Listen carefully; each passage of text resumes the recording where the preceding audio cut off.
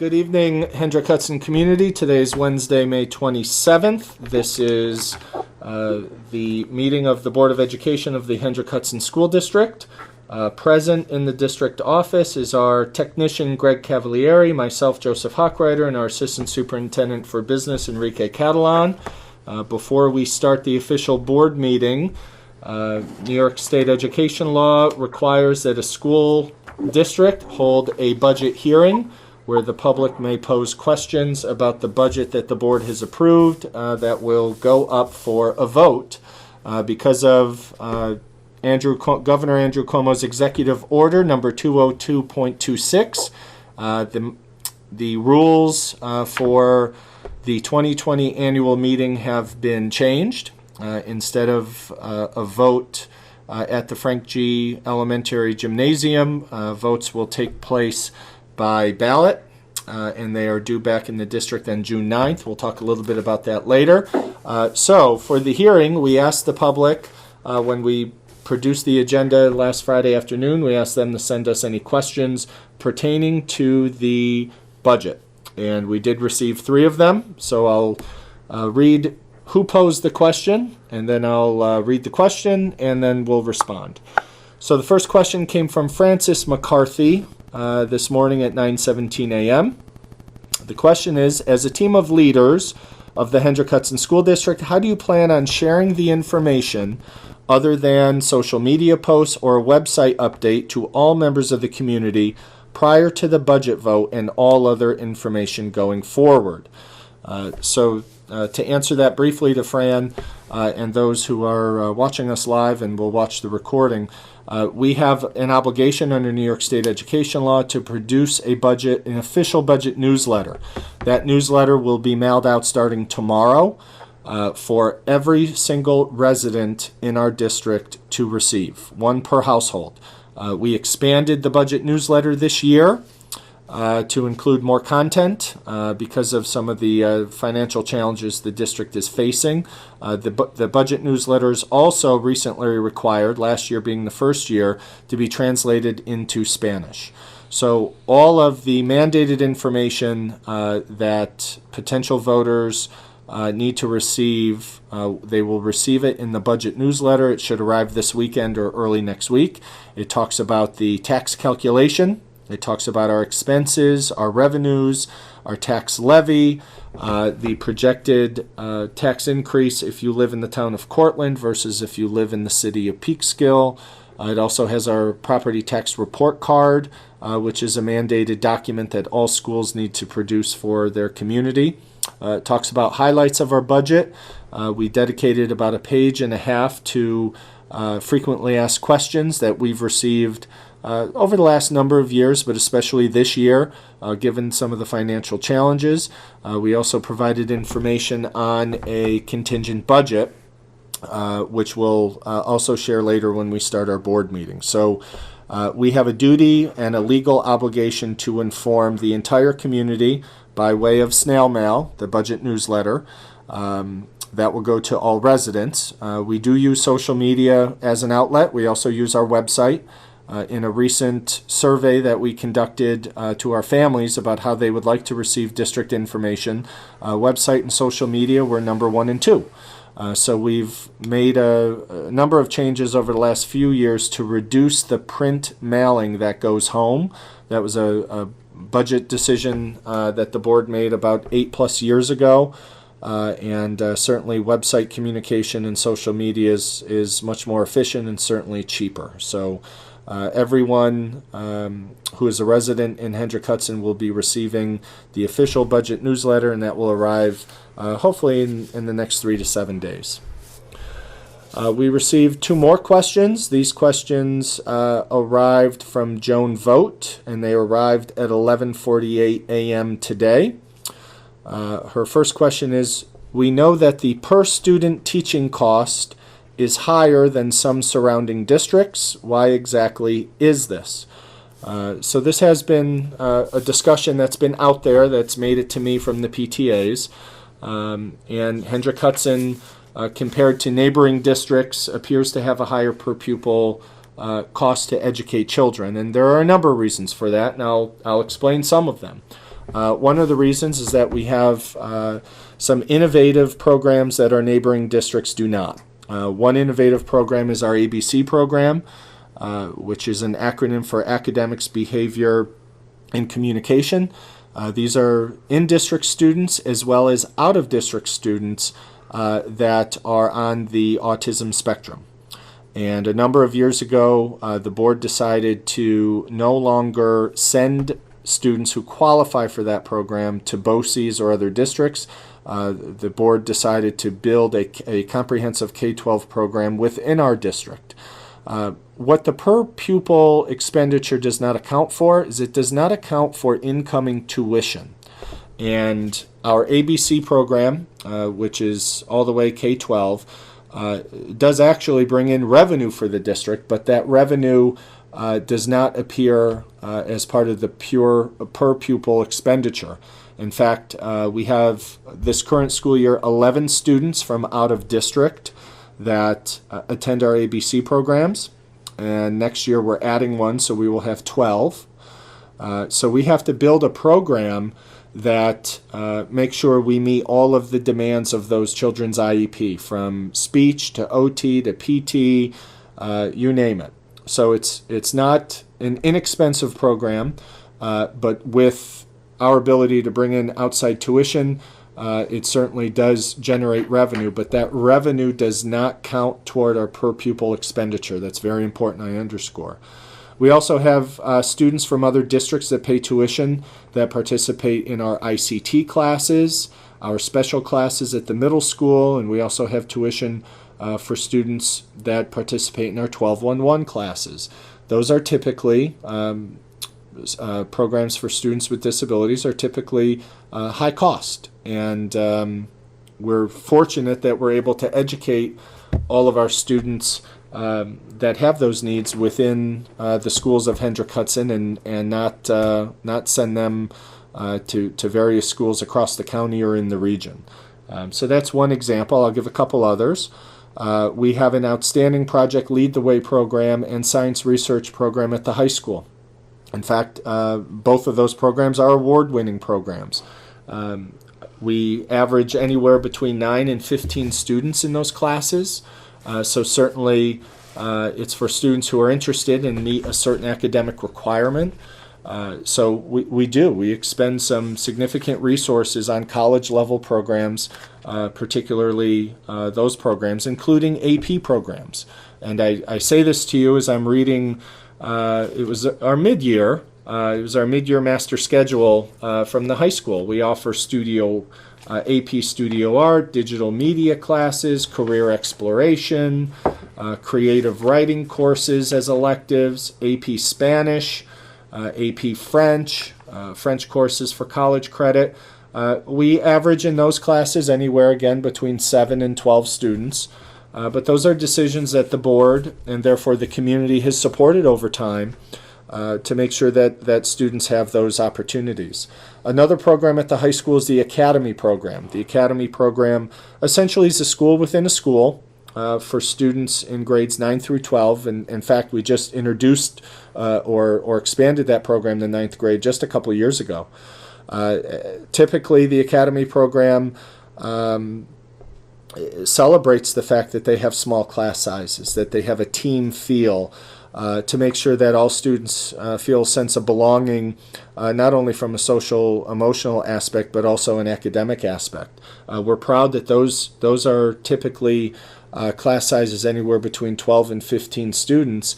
And if we didn't have that program, other districts in BOCES do have those programs, but we're fortunate that we're able to fund those programs and keep our own students right here in Hendrick Hudson. So part of the per pupil calculation, again, is does not take into account the tuition that the district receives. And Lisa Shookman, our executive director of PPS, gave her budget update in either late January or early February and articulated for the public just in fact how much tuition we do bring in. So we have outstanding programs for all of our students. We're fortunate and excited that we can educate as many as possible right here with our own programs.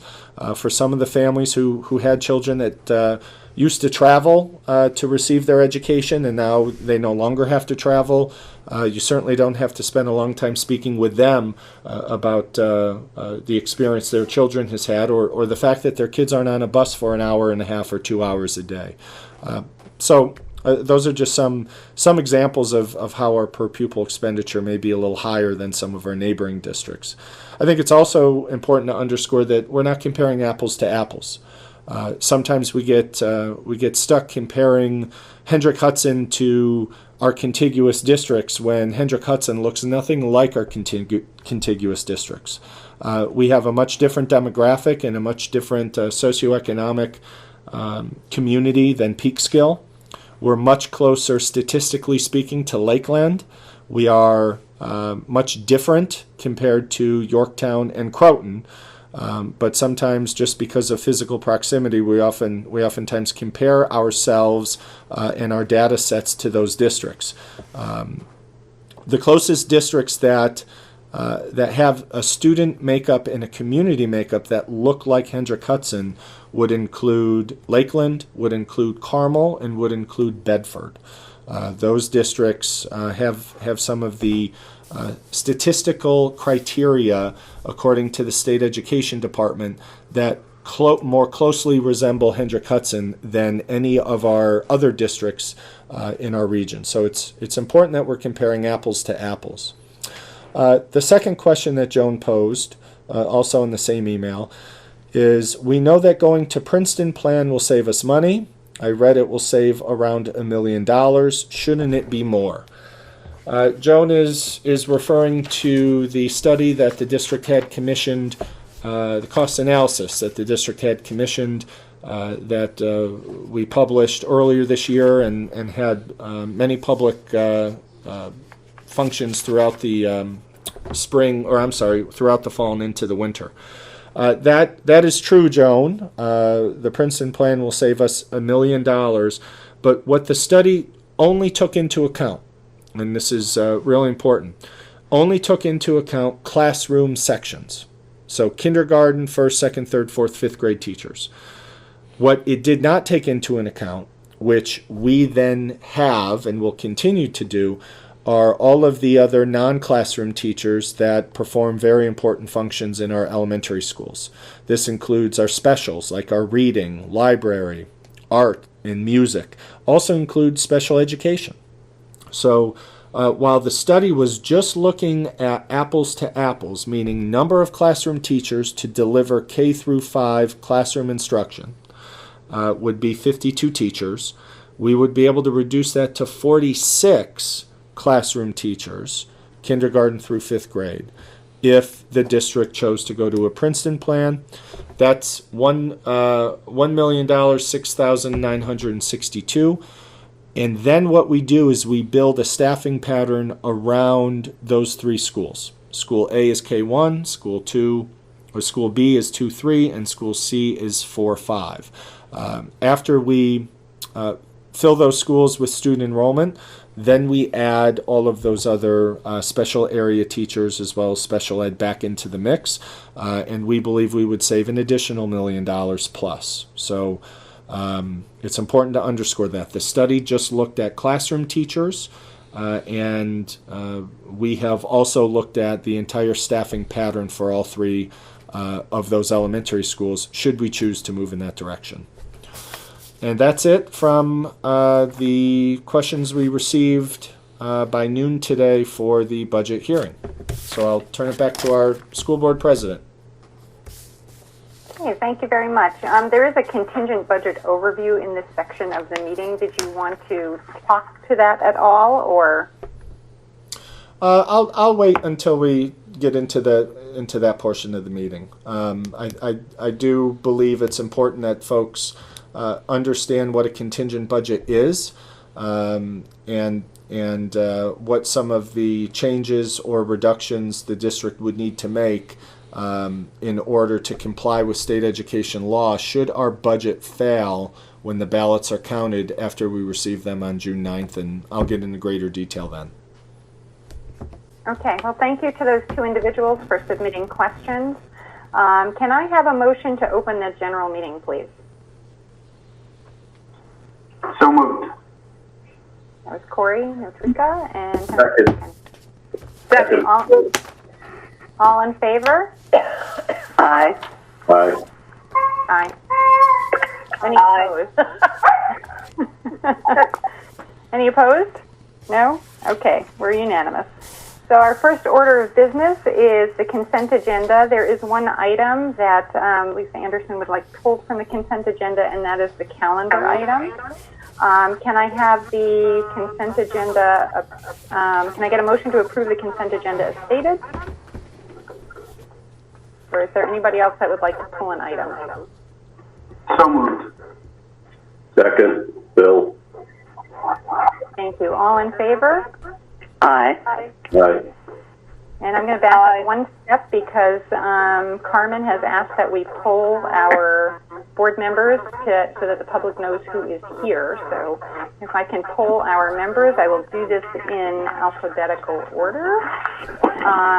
Mary Pat Briggy? Aye. Oh, Lisa, I forgot you. Lisa Anderson? Yes, I'm here. Corey Notrika? Here. Bill Uricchio? Here. Barbara Pedersen? Here. And Lori Ryan? Here. And of course, this is Carol Abraham, and I'm here as well. All right, so let's continue on for the consent agenda. So the calendar item. Lisa, did you have a question or comment to make about the calendar? I had just asked that it be pulled so that we could discuss what it was about and we could explain to the public what was happening with that.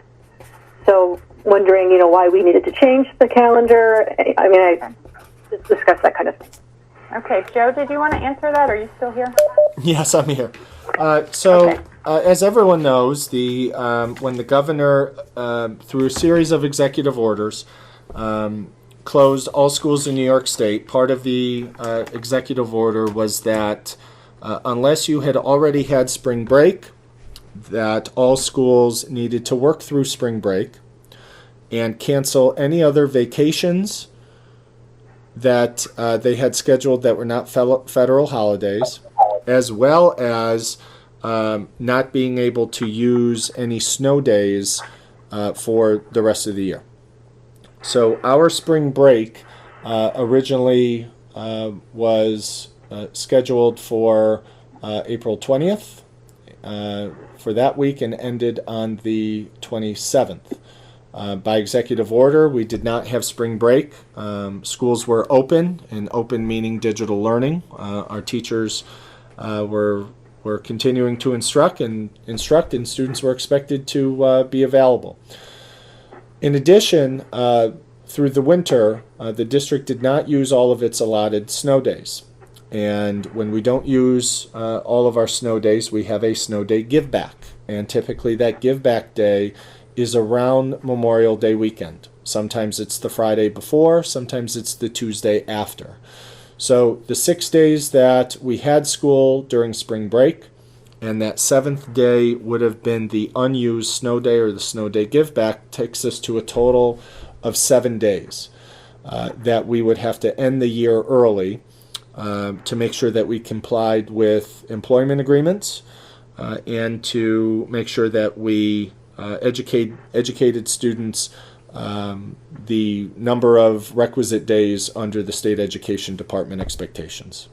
So we were asking questions about this for a good 4 to 6 weeks, and finally the associations that represent the School Boards Association, the Superintendents Association, agreed on the interpretation, and the interpretation was while the governor expected schools to remain open during April break, schools could adjust their calendar accordingly to make sure that they don't uniformly violate employment agreements, and to make sure kids have the requisite number of learning days. So the new or adjusted last day of school would be June 16th, and that accounts for the 7 days that we have already worked during those breaks.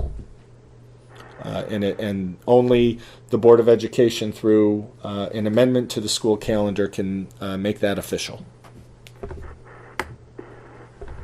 Thank you very much, Joe. Lisa, do you have any other questions, or anybody else have questions? I'm good. Thank you. Okay, can I get a motion to approve the revised calendar? So moved. Can you say who's moving? Second for Bill. And can I get a second? Aye, Bill. Second for Bill. Okay, thank you. All in favor? Aye. Aye. Aye. Aye. Aye. Any opposed? All right, very good. That brings us to our next item on the agenda, which will be our Superintendent's Report. Okay, I want to review for everyone the amended budget process one more time. That the executive order, Governor Andrew Cuomo's executive order number 202.6, modifies the rules under which school districts are to conduct the annual meeting. So, later this week, ballots will be mailed to all qualified voters in the Hendrick-Hudson School District. They're to be completed and returned by mail no later than June 9th at 5 p.m. Let's see, we're sending out absentee ballots to qualified voters. Later this week, as I said earlier, residents will receive the budget newsletter. We will also make that available electronically on our website and social media.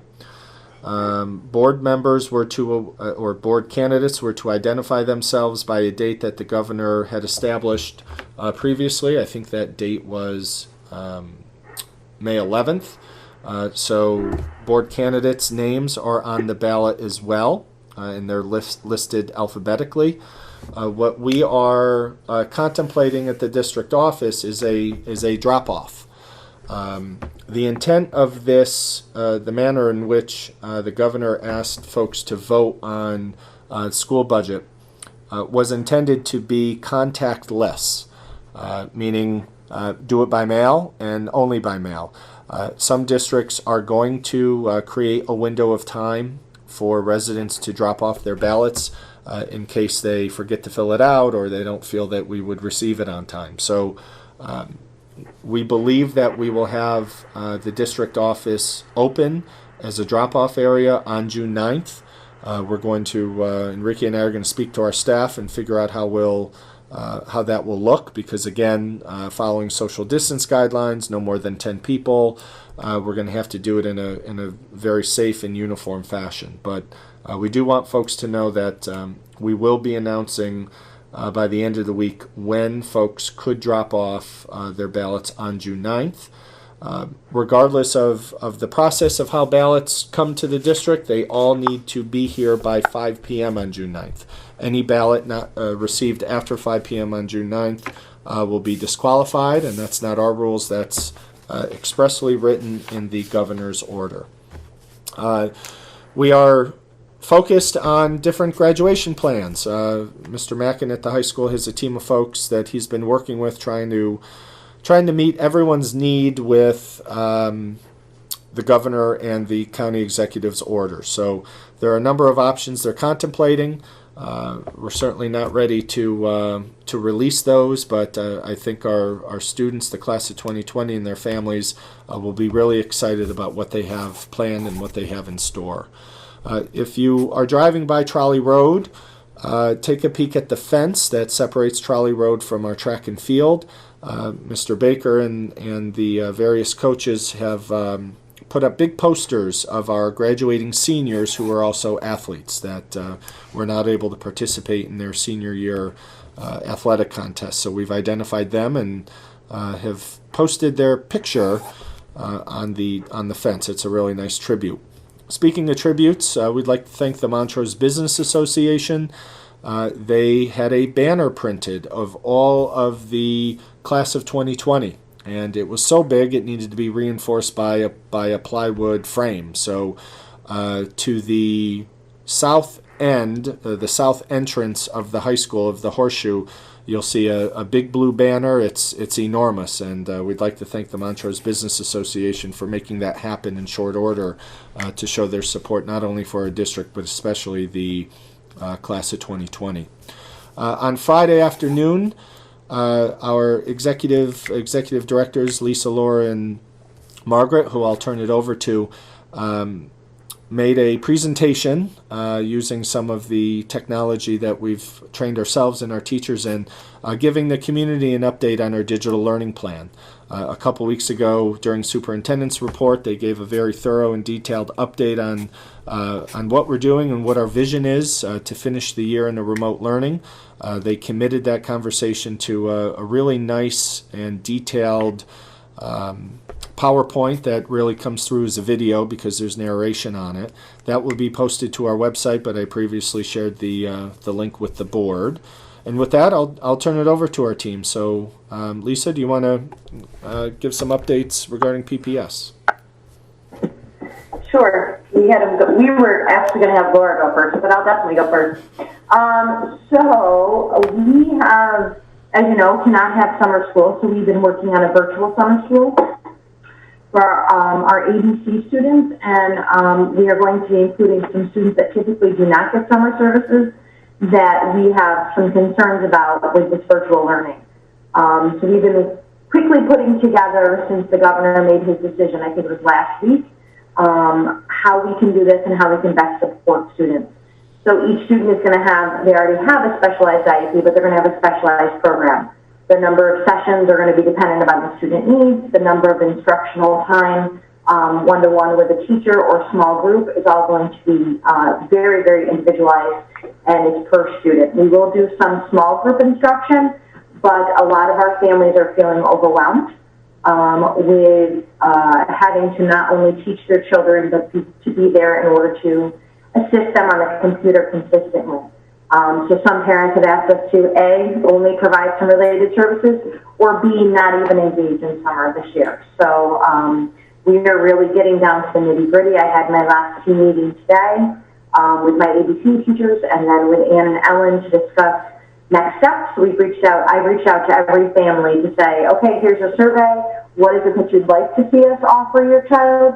And what is it that you want to participate in? So that's been pretty successful. We are wrapping up all of our CSE meetings. We should have 99.9% of them done this month. Next month, I think we have maybe a handful. Each one of us has a few that were leftovers that had to be rescheduled. We continue doing online PD, so we're doing some new PD for our special ed teachers June 8th. We're going to do some module training on progress monitoring and really getting deep into how to align the progress monitoring with IEP goals. So that's what we've been working on, as well as prepping for the fall, which way we end up going. If we come back to school, if we don't come back to school. Any questions? Hey. Whoever goes next, Laura, you're on. All right, I'll jump in.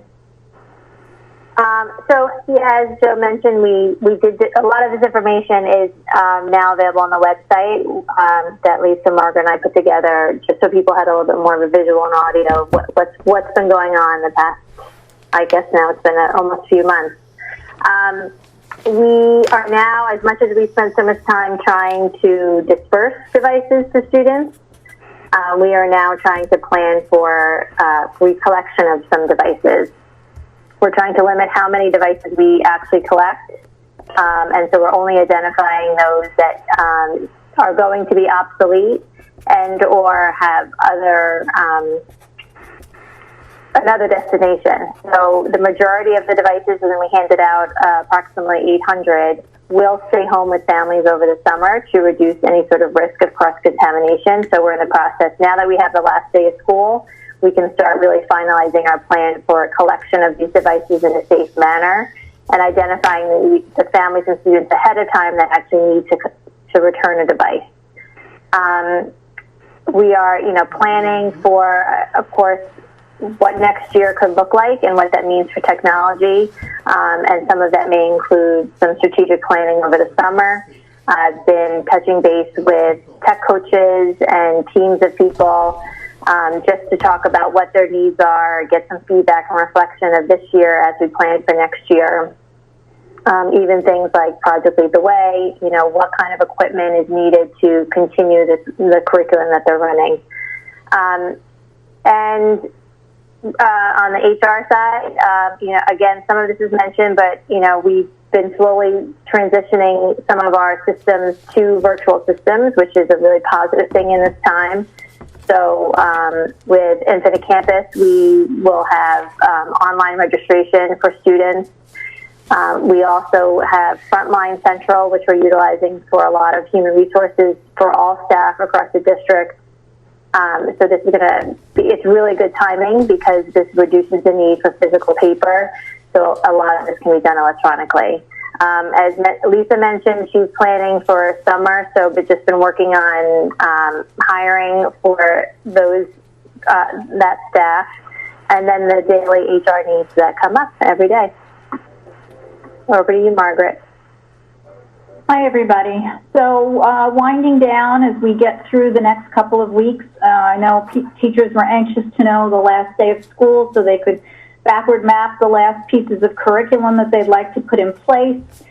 The past few days I've been communicating with the building principals to please engage teachers, and we mapped out a plan for that in vertical conversations. I'm most concerned with elementary and middle school, where each grade depends on the grade before them to accomplish some of the standards. At high school, it's all the 2-year courses, so think about global and U.S. history and algebra that have a year 1 and a year 2. The teacher who's teaching in year 2 or the teacher who's teaching in 5th grade needs to know what happened in the year before, and in particular in this environment, was everything able to be addressed, and what do the present teachers think are gaps for the coming school year? Of course, we will assess kids to the best of our ability, depending upon the environment we come back to in September. But I also know that we'll need to do some curriculum compacting over the summer, and that will be the only summer curriculum writing that will take place this year. So I'm looking forward to popping into some of those conversations, and then I will also schedule some final meetings with different departments, just as a way of catching up and seeing what they need and being able to have closure with people that I work with all year long. I can happily report that I found out today that the high school is able to push 6 students forward for the seal of biliteracy this year. So we filed that paperwork for everyone today, and they should be receiving their seals for their diploma, the notification on their transcript, a medal. It's unfortunate that we won't have the kind of graduation ceremony that we had last year, but I want to thank Melissa Golia, Marie Zenon, Jessica Downey, and Jim Rogalski for coaching the kids through that entire portfolio process. I know they presented their projects yesterday. So we're looking forward to that. So that's a bit of exciting news. We're also finishing up report cards for the elementary division. So the 4th quarter needs to be reported on, and Carmen and I are working with the 3 principals to reformat the report card in order to be able to give teachers an opportunity to really create a summative narrative statement and not grades. The special area people will have an opportunity to weigh in on that. We will, of course, let parents know as they enter the portal that, unfortunately, due to the COVID situation, this is what they will see when they open up their final report card. And lastly, to touch on what Laura said with HR, we have some new leadership positions that have to be appointed. That's a 3-year term, and a number of the positions were ending this year, so we're finishing up that round of either interviews or appointments and looking forward to what that will look like in the fall. Lots of questions for curriculum and instruction, and not a whole lot of answers right now, but we're kind of getting used to that uncertainty, and we're just holding hands and pushing each other through all of the I don't knows. So that's all I have to say for this evening. It's always a pleasure being here with you. Thank you very much. So before we move on to the next section, I'm going to call each board member individually to make sure that they don't have any questions for any one of the 4 of you. And I am doing this one by one. I know some people have said that our meetings are a little bit stilted and stiff right now, but it makes it a lot easier for Carmen, who has to transcribe all of the meetings, and for the public to know who's speaking. So I do pick the order randomly so that nobody feels like they're being singled out, or the first person is not always the first person. So tonight, the first person is Bill Uricchio. Yes, I had a follow-up clarification, Joe. Maybe you can help us out. When you said that the ballots in the voting process all need to be at the district office by June 9th at 5 p.m., I know when we do tax returns, if it's postmarked by the due date, that's considered received by that date. Does that apply here, or is that not acceptable to have it postmarked by that date?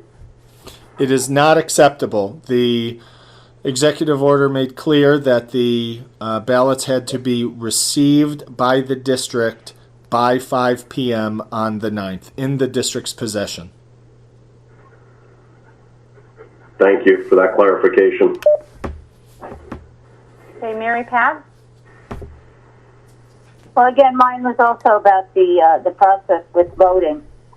Is that, you said that this there's going to be the information is going to be relayed to everybody. Everybody would get a mailer, and that's going to have the information about the budget. I assume it will also have like a ballot. The mailing for the newsletter is a separate mailing and actually an entirely different print company than the ballot. So they will not necessarily arrive at the same time. Which is it's better. But here's my question: is sort of, if somebody wants to, do they have to specifically ask for an absentee ballot, or since we have to social distance, if somebody is going, there will be voting at the central office, correct? To actually go in and pull a post. No, if you're not a registered voter, you need to register to vote through Westchester County. It's likely that if you're just registering now, well, it's not likely. If you're registering now, we don't have you on our registered voter list. But if you do register shortly, you can then call Carmen at the district office and see if you could be given an absentee ballot. So the way the uniform voting is taking place is by mail-in ballot, but you can still request an absentee ballot, which, I'm wordsmithing. They're basically the same, but under the executive order, they're two different things. So if... All right, here's my... Go ahead. All right. No, go ahead, Mary Pat. I'm just asking. I'm asking about sort of the logistics of voting because, frankly, it's not. I don't think it's 100% clear. So, for example, my husband and I, we live in the house. Are we going to get two mailers? We'll get one for him, one for me, and then we have the choice of what, mailing it in or dropping it off, or can we? Or is there any way to vote, to physically vote, to pull the lever, so to speak? You can only vote by the paper ballot that you receive in the mail. So you can put you bring it and hand it in. You can or mail it in. Put it in the mail or bring it and hand it in on June 9th. And June 9th is the only day you can bring it in. Well, that's what, we're going to decide that tomorrow. That's what we're thinking, because the whole impetus to this vote is to have it be contactless, to limit everyone's exposure and to limit, any sort of, fingerprints, literally and figuratively, on the ballot. No, I get that. Yeah. I understand that. I'm just trying to understand because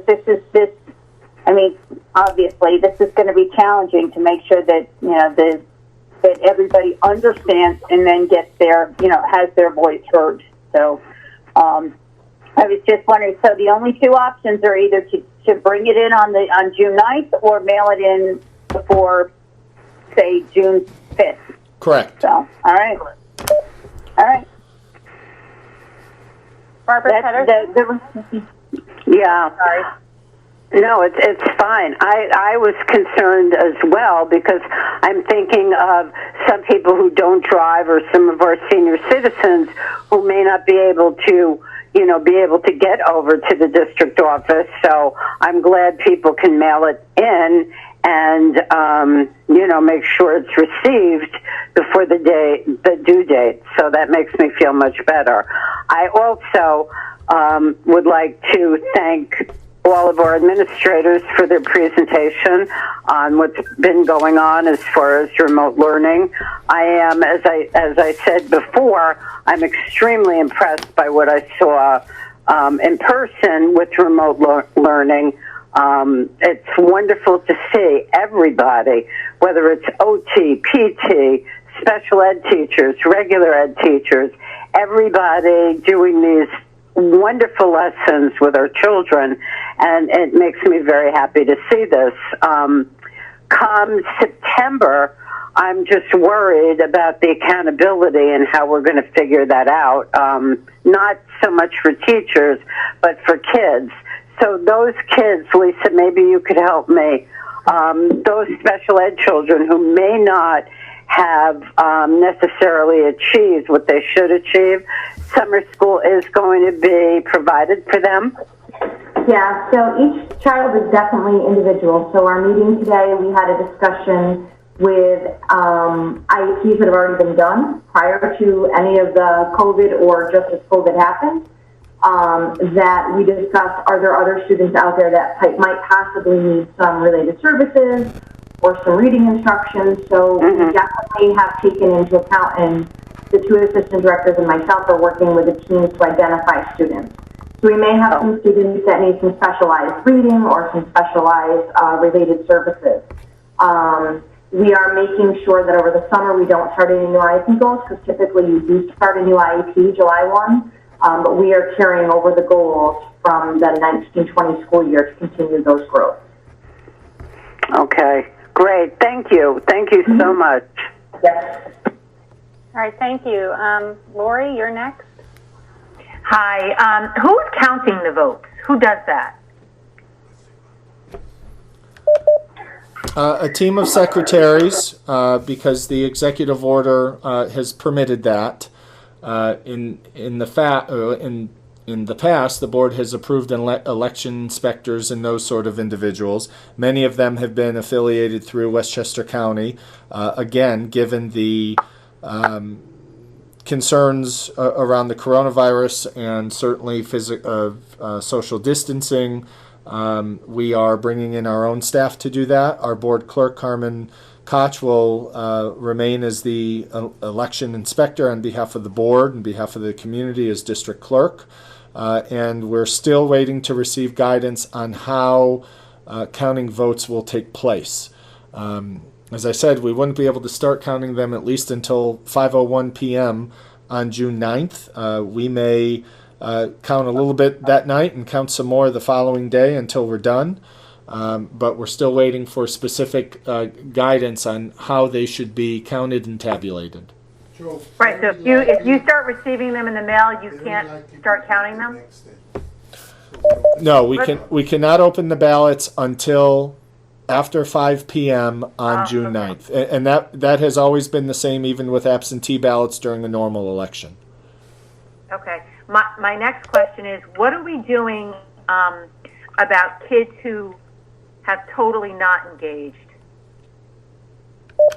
Like, I have some that have seemed to fall off the planet. We email, we call, we do everything possible, but me personally, I have 4 to 5 kids who have done absolutely nothing.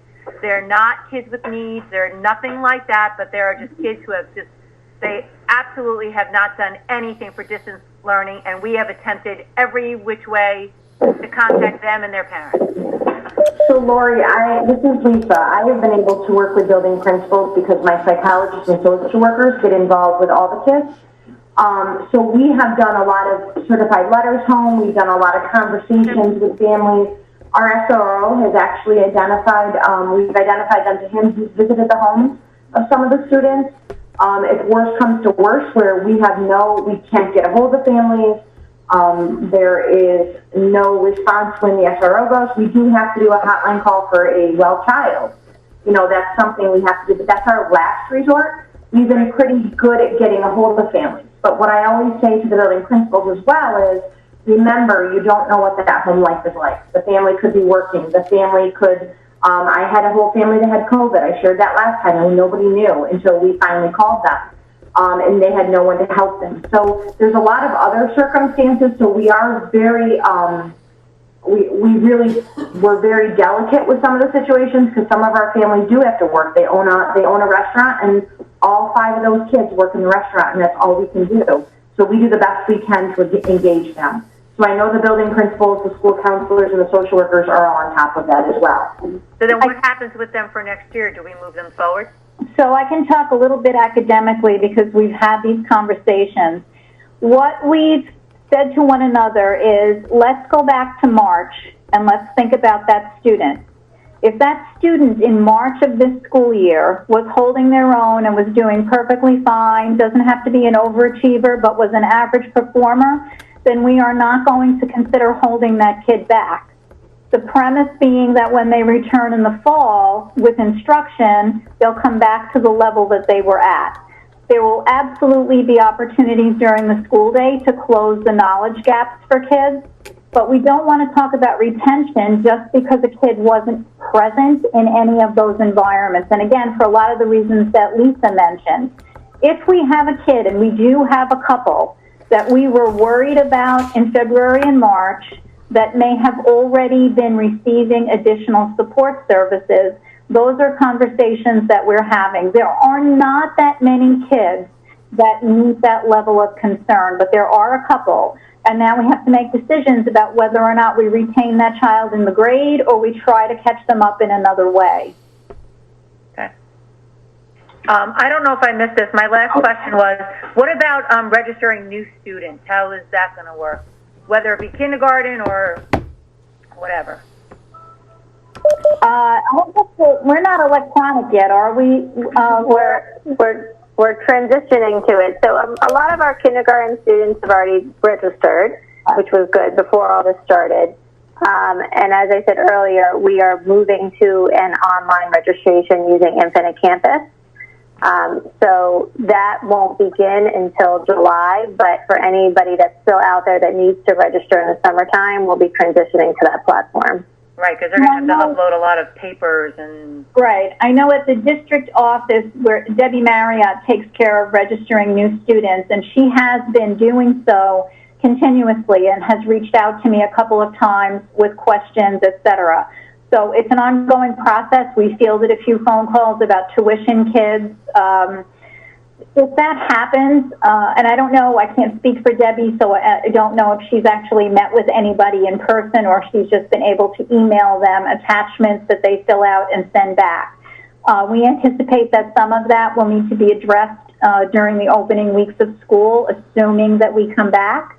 And if not, again, we'll have to figure it out in a distance learning environment. Okay. Yep. Corey, you're next. You need to unmute. Thanks. So you mentioned, with the kids, that the plan is when they come back in the fall, they'll catch up. Well, what happens, what kind of plans do we have in the event that we have a second wave and we're not able to open back up in the fall?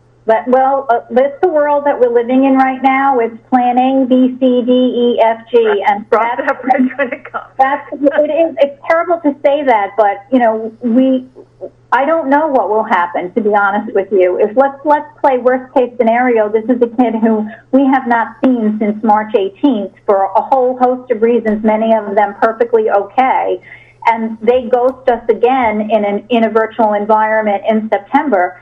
They will definitely at some point have to lose some of that schooling in order to be able to catch up. There's only so much that we can make up in the course of a day of school. I'm hoping against hope that is really, if any kids, one or two. And like Lori said, we're going to have to address that when we get there. It's hard to plan for that amidst all of the insanity that we're being asked to ponder as we draw up what this could look like. We were looking at schedules if we come back on split sessions, schedules if we come back half days, schedules if we don't come back and we stay home. How do we lift the level of rigor in the current distance learning environment so that it starts to feel a little bit more like a traditional environment? There's a million questions for us. We are deeply committed. I can speak for everybody. All of the administrators are pondering how we're going to catch these kids up, and we're trying to make plans to do it without making it feel like a punishment to the child. Right. I just think, and I appreciate everything that's being done, and I know everybody's going crazy right now with the way things are, but I think that, the two highest likely scenarios are we either come back in the fall or we don't come back in the fall, right? So we should have at least those plans. I would say I'm fairly uncomfortable hearing that we don't have plans for the fall in the event that we don't come back for this situation, because what about all the other standard basic situations that if we have to continue this way, we should be ready for it. Go ahead, Joe. Yeah, we will have a plan. Part of the issue, Corey, is we don't have any tenants or any direction from the state education department. I was on a phone call with a member of the Board of Regents on Friday, and basically she acknowledged that the governor created an education task force without inviting the commissioner of education. So our team met yesterday. Our district team met yesterday or this morning to start talking about those scenarios. Our secondary administrators and the others on the call started talking to middle school and high school administrators about putting different schedules together. Right now, based on CDC guidance, we could have 10 kids on a bus and maybe 10 kids in a classroom for no more than 3 hours a day. So we may build a program of identifying the most at-risk students, and they may be the ones physically in the building in front of a teacher because of the constraints that we have. So we're going to build a series of plans around what ifs. The problem is we have absolutely no basic direction from the people in charge in Albany. But that's exactly happening. We've broken into 3 teams, a facilities and operation team that Enrique and Anthony and Liz Gillio will lead, a social emotional team about students' readiness to return and the traumatic impact that many of them may have experienced. Lisa and her executive assistant directors are going to lead that. And then a curriculum and instruction team of what adjustments we make, and Margaret's going to lead that. But we have absolutely no basic guidelines right now. And the thing that complicates this to most is our teachers are also parents in other districts, and vice versa. So if we're not consistent with, let's just say, the BOCES region, and we're open a little bit when other districts aren't, we're going to have issues with staff getting to work because they're going to need to be home working with their children. So this can't be a Hendrick Hudson or a Westchester approach. There needs to be more state guidance. And separate from the governor of the state education department, you have the CDC who has basically said you can have school and it's going to be for a few kids for a short period of time. So is it safe to assume that if we come back in the fall and we're in the same situation, that wouldn't they impose some of the same guidelines that we've already had?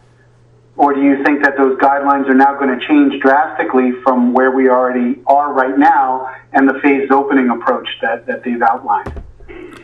Well, remember, the phased opening approach is a local and state decision that's different than the guidance from the CDC. So the question really is who has the authority here? We follow state education guidelines. But is the state going to follow the CDC guidelines? I don't know. All I can tell you is the guidelines that came out last week is we'd be able to transport no more than 10 kids at a time, and based on an average classroom, based on average square footage, to have desks 6 feet apart, we wouldn't be able to have more than 10 kids at a time. The guidance also says you can't switch teachers, and students should eat lunch in their classroom. That basically has created a 3-hour day for no more than 10 kids in a classroom at a time. And all of this is separate from the guidance, which there is none, about what our maintenance staff will need to do to disinfect the entire school or wherever kids are. So I thought that the state can override the CDC guidelines, that it's all about the state in the end. Is that incorrect?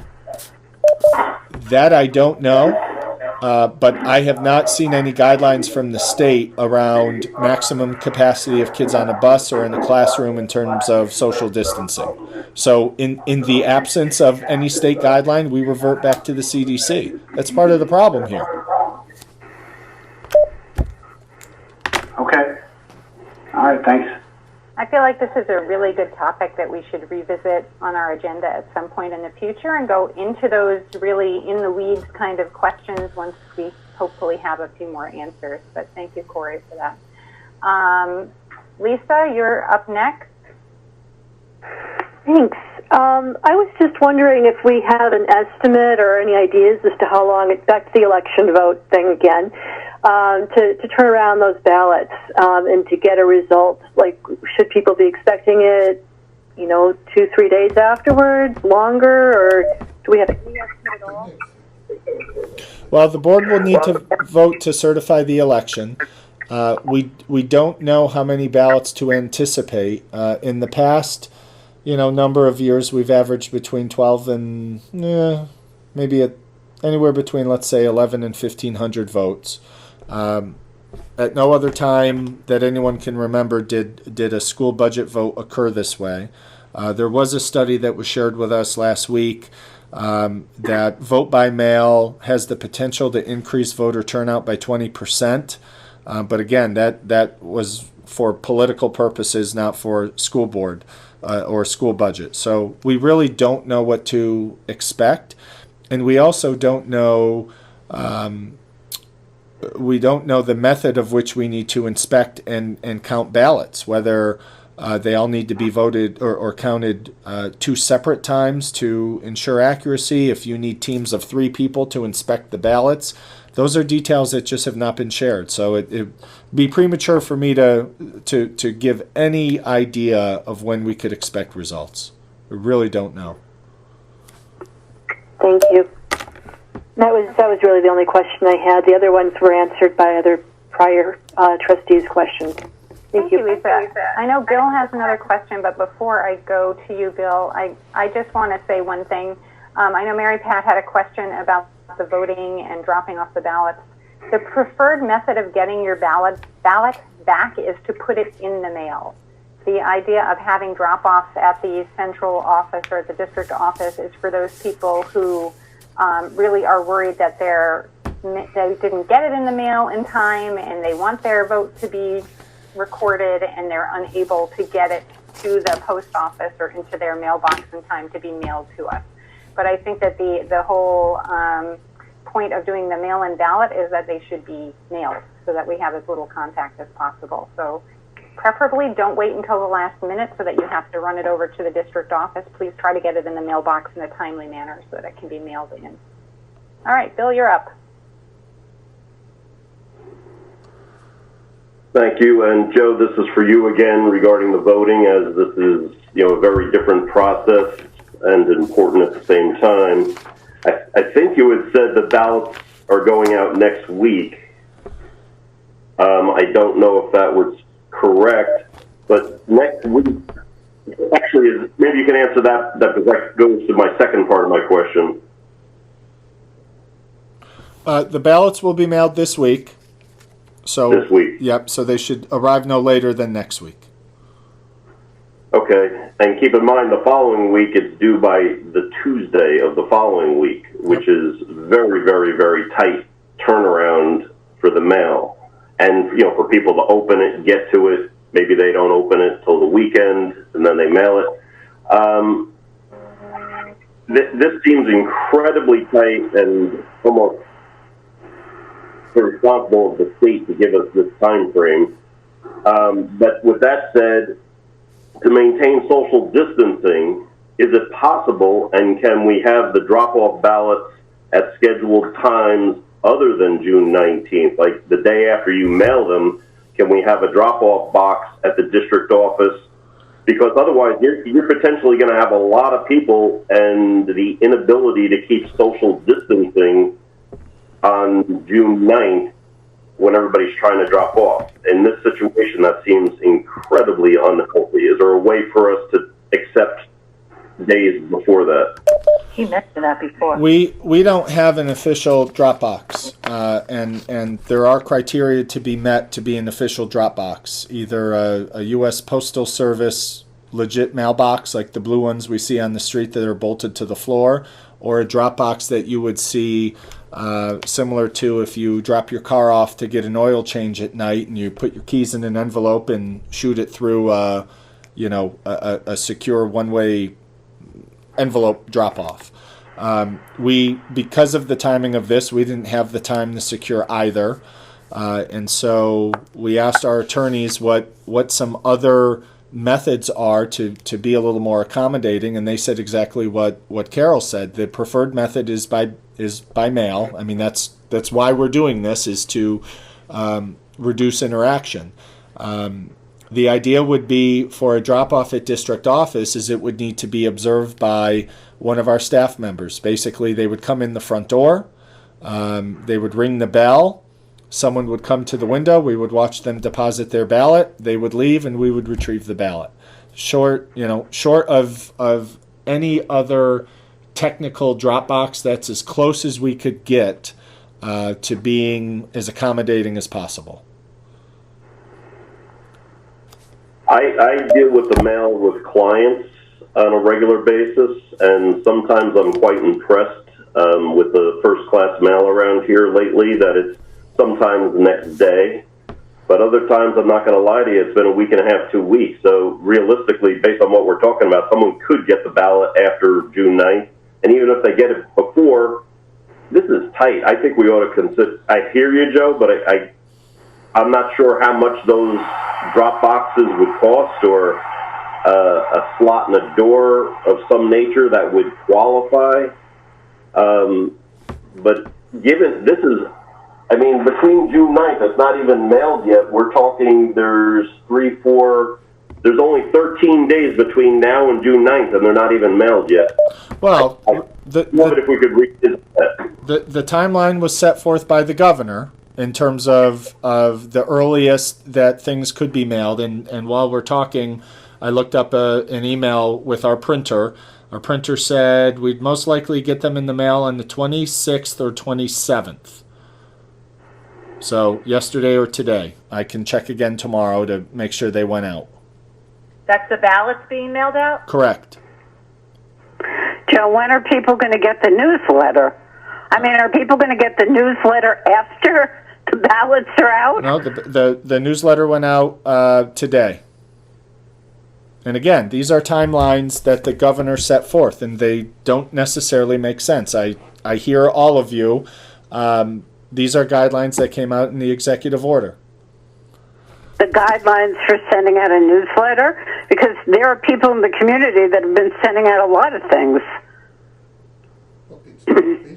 But it might not be their official newsletter. For example, the tax report card or the budget notice. We've had to mail out, I think by the time we're done with it, at least 3 different pieces of mail to 11,000 residents. I know, but I know it's not our fault, but I'm worried, like Bill is worried, and I'm sure other board members are worried, that people won't be getting the information that they should be getting to make a very wise decision, as far as the budget vote. Many people have not lived through or don't know what really it's like if the budget is voted down. I mean, I've lived through it as a teacher, and I can tell you, all supplies being locked downstairs, you have to go out and basically buy everything and use just, whatever you can use. I mean, it's a horrible thing to have a contingency budget. And I don't think people really understand all the ramifications that go into it and how much their own students could lose as a result of this. I mean, it's just so horrible. Yeah, I'm going to during presentations, we're going to move the contingent report down to that from the budget hearing. So we'll review that shortly. Okay, thank you. Could we contact somebody about trying to get an official mailbox type thing, like even literally the post office, see if they'll loan us one, given the current situations? I wouldn't be surprised if they got a factory full of miscellaneous equipment somewhere, where they might be able to lend us one.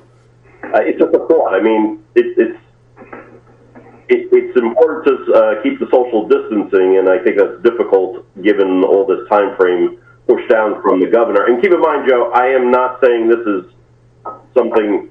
I understand these are the dates you've been given, but it's just a thought. Can we try to work to do something about that to keep everybody safe and be able to vote? Sure. Now, the drop box still doesn't solve any potential social distancing problems, but yeah, we can, we'll work with the county and see if that could happen. See what. Well, I'm saying it could help with the social distancing, because if they have the ability to drop it off an entire week time frame, that means you don't have all those people coming on one day. They're spread out over 7 days, which is helping the social distancing. Yep. Okay.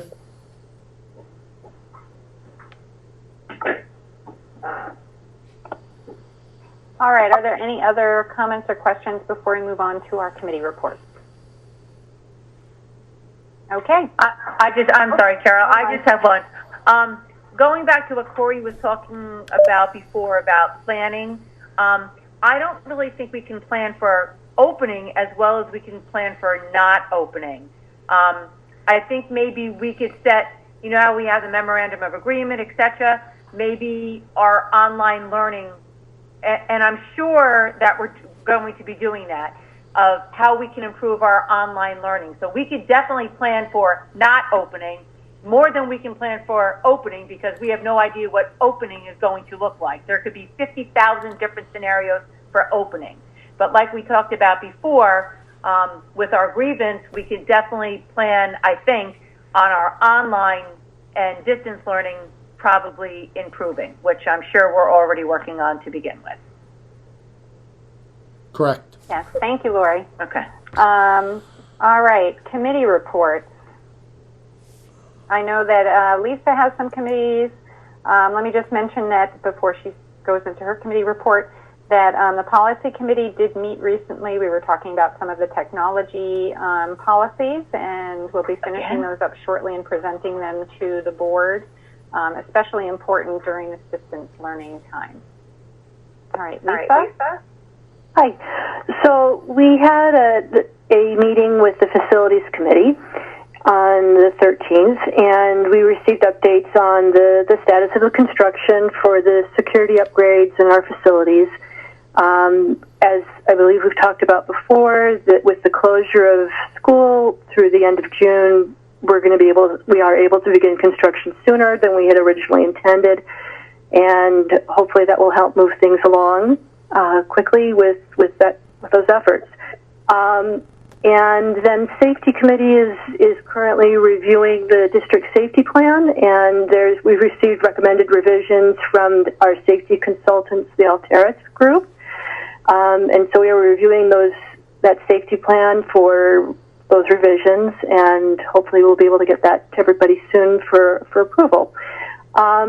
And then the last thing is that there was once again the weekly Westchester Putnam School Board Association virtual town hall call, and we shared information this time on how districts in our region are facing the school board election and budget vote. So a lot of the same things we've been talking about today at our meeting. And we're discussing year-end ceremonies, planning for reopening progress, and the advocacy items that we want to work on together after we get through the June 9th budget vote. So that was it.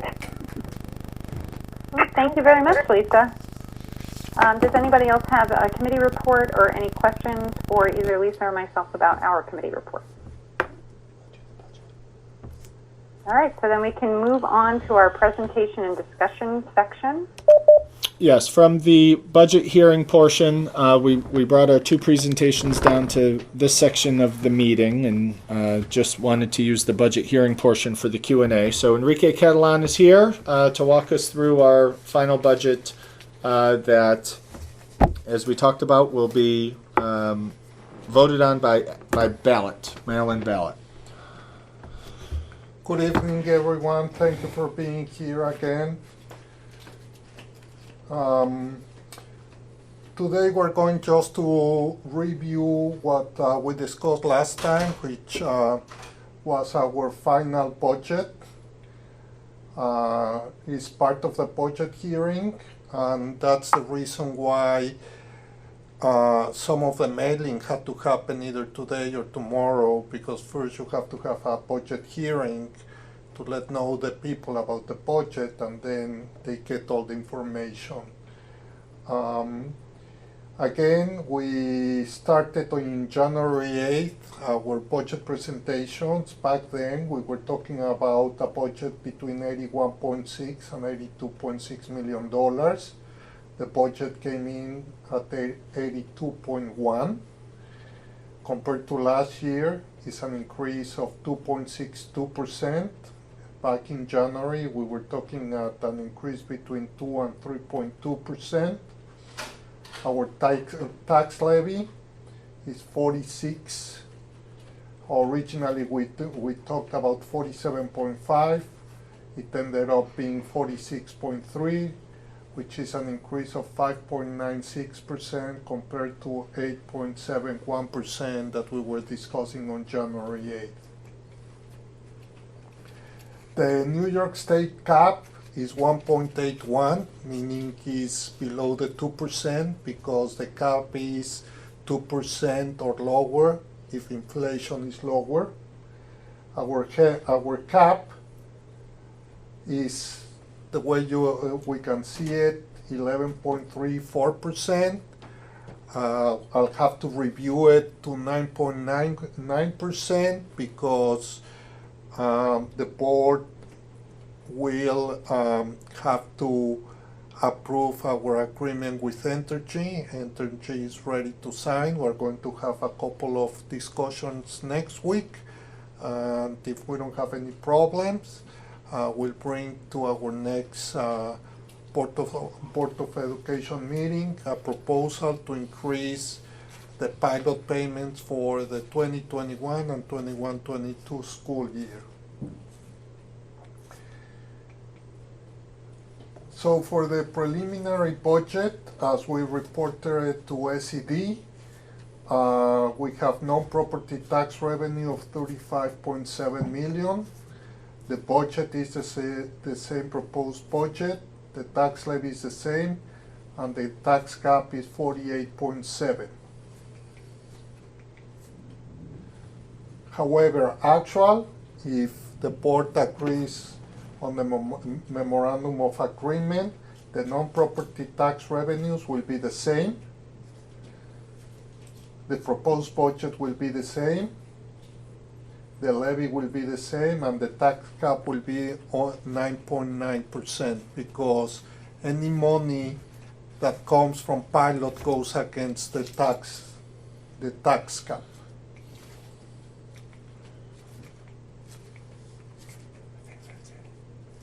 I guess that's it. If you have any questions. Thank you, Enrique. Let me just call one by one. Bill, you happen to be first and you're raising your hand. So I'll call you guys one by one again to make it easy for Carmen. Bill Riccio. Are you going to be talking about contingency budget if we go that direction? What would happen to us? What are the consequences of a contingency budget? And if not, maybe you can tell us about that. No, and Joe will. I'm sorry to interrupt you. That's our next section. Yeah, it's our next section. Yes. And I don't know if this will be covered probably in that section also. Typically, if we have a budget vote that fails, there's an opportunity for a second vote. Given the coronavirus situation, is that still an option, or does it go straight to contingency? We have to go straight to contingency. There's no second vote this year. So that makes it very, very critical, this first vote. Yes. Thank you. Okay. Mary Pat, do you have anything on the budget? If we're going to do contingency next, or maybe we should just do all the questions at the end, but anyway. No, I'm fine. I'm more interested at this point, that we've been through this and, Yeah. so. All right, thanks. Thank you. Barbara? No, I'm fine. I'm fine as long as Joe is still continuing to talk about contingency budget. Enrique, thank you very much. Oh, thank you. Lori? Yeah, I know we've talked about this before, but I think that a lot more people might be listening to this one than other meetings.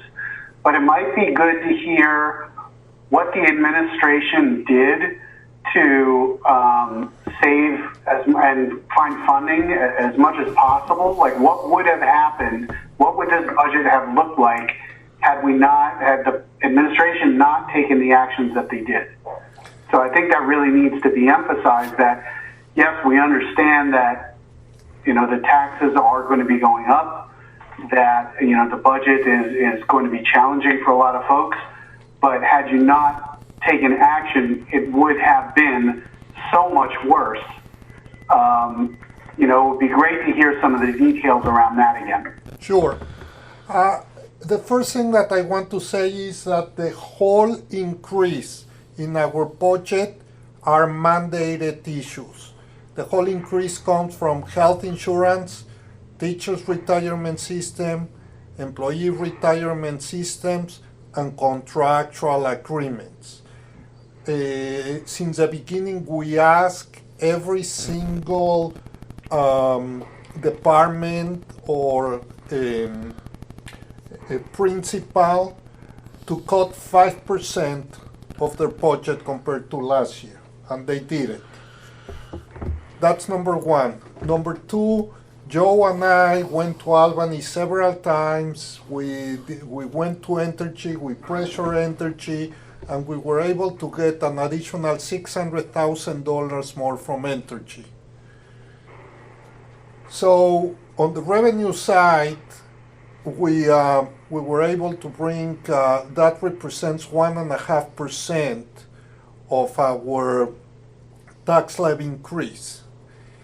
Like I show in the first slide, originally we were talking about a tax levy increase of 8.8%. We were able to bring it down to 5.96%. This has been the most difficult budget in my life.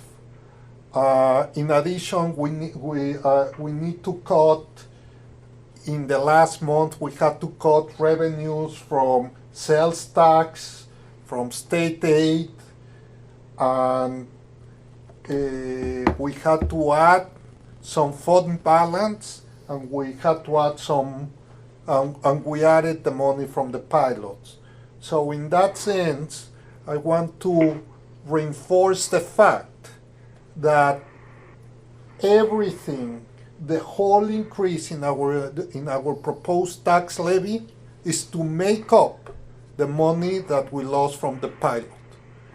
If we had not lost the pilot, our tax levy would be zero. Our tax levy increase, our tax levy increase will be zero. Thanks. And cessation funds don't kick in until next year, is that correct? That's correct.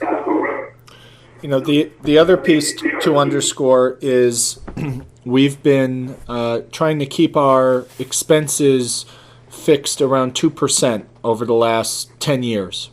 And over the last 7 years, our tax increase has averaged a little over 1%. So we've been bringing in less revenue than our 2% self-imposed expense cap or increase. And how we've made up for that are a series of efficiencies that sometimes aren't widely known or recognized. But our solar panel project on all of our schools has reduced our energy costs significantly. We've partnered with other districts in transportation to make sure that 3 buses from our area aren't going to the exact same school. We've partnered with other school districts on athletics, so we don't own the overhead for a small team of 2, 3, or 4 kids. We've partnered with BOCES for the last number of years on our health insurance plan to make sure that that's as cost effective. A number of belt tightening initiatives that that parents don't always see because it doesn't always impact their children. And when you get to a point where you can't tighten the belt anymore, you get to your programs. And what is at risk, and this is what Barbara was asking, and we're going to get there shortly, what's at risk are opportunities for kids. The state law requires that if your budget fails, you reduce it by calculation. Our calculation is just over $2.6 million. We can't reduce textbook spending by $2.6 million. We can't reduce the heat and electricity by $2.6 million. We don't have $2.6 million in reserves to make up for it. This now comes down to people and programs that affect student opportunities. So, perhaps, Corey, to answer your question, a lot of those efficiencies on purpose have been not to impact kids because we don't want to tinker or reduce our programs. But the operations of this district, we're very, very lean. We're extremely lean. Our bus drivers double as custodians. We have amended summer programs and partnered with other districts. This year we were going to partner with BOCES for high school summer school program that would bring in significant savings. Energy performance contracts to make sure that we're as efficient as possible with our use of power, and shared purchasing for oil and gasoline for our vehicles and to heat our buildings. So at a point there are no more crumbs because we've accounted for them, and sadly, if the budget were not to be successful, it's going to come down to student opportunities, and student opportunities are performed by our teachers. And I don't, we'll get to that in a minute. I'll share all of our non-mandated programs, which could be subject to reduction or elimination if the budget fails. Thank you. And also, and the tax cap, just to recap, Enrique, how far under the tax cap are we? If again, we are about 6% below the tax cap. Okay, thank you. Yes. Thank you, Corey. Lori, Ryan, you're next. Hi, my question or my comment was going to be the same as Corey's again this time, that we should further explain everything that we've done to actually save money. Carol, you had put out a great letter that you let us read, so hopefully our community read that and understood everything that you said in it. And I think hopefully maybe it's not the time. There's another little something going on, unfortunately, on Facebook that says we're under a 75% tax increase. And that's not the case. So, Enrique, can you please just one more time, I am sorry, explain how much our taxes are going up, that it's nowhere near 75%, and where they would get that idea from? I don't know where they got that idea from, but given our lobbying and our visiting state and all our representatives in all the governments, federal and state, they were able to fully fund the cessation fund. Right. So, given that, and given if state aid maintains, and let's forget about, hopefully, we'll get back to a normal, we're talking over the next 10 years about 56% increase total over the next 10 years. Can you put like a, you used to give us a little, sorry, go ahead. Yeah, that means that our average tax levy increase is going to be between 4 and 6%. And this is without taking into account if anything happens to increase the pilot for some reason. The way the pilot is written now is that after 3 years that a plant is closed, we will only get 10% of the original pilot of what we got this year. But we have the right to put that property into the tax rolls. Correct.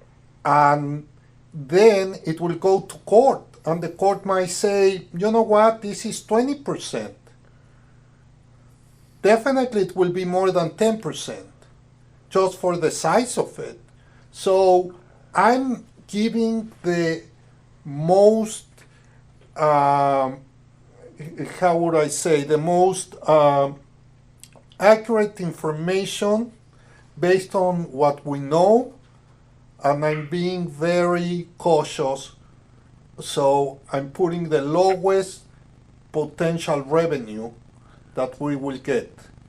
Again, you used to give us at our presentations like a dollar amount, like Peekskill might go up this much, Cortland this much, an average. Do you have that number with you right now where you can kind of mention what your tax increase would be if you lived in Cortland or Montrose or Buchanan or Peekskill, etc.? Unfortunately, I don't have it here. I will be ready to have it for next one, because I could tell you on a year-to-year basis how much I believe the tax levy will increase. And again, I believe that if there's no cut in state aid and everything goes as expected, it's going to be 7 to 8 years of between 4 and 6% increase, and then we will go back to the 2% increases. Okay, thank you. And thank you, Lori. The board got a preview of my letter to the editor, which I have not yet seen in the local papers, but it will be presented to the Hendrick Hudson community as well on our website at some point in the near future. So thank you very much. And we did Corey. So Lisa, you are next. Thank you so much for the presentations, and I do not have any additional questions. Okay, thank you. I think that my questions were answered as well through everybody else's questions. So I am anxious to hear Joe's presentation on what a contingent budget means and how that affects us. And clarifying, actually, I guess I do have a question. So one thing that was brought up is paying fund balance. And I know with a contingent budget, it's a maximum amount you can spend, and there are a lot of restrictions on what you can spend money on. But if you have a contingent budget and you're losing $2.5 million, you can't just transfer fund balance to cover that $2.5 million and then spend what you wanted to, correct? No, in that sense, contingent budget tells you exactly this. The maximum that you can levy is the same amount as last year, plus non-property. And if we go back to the non-property revenues, Greg, can you go back to the other presentation like that? Here, you see where it says non-property tax revenues? Yes.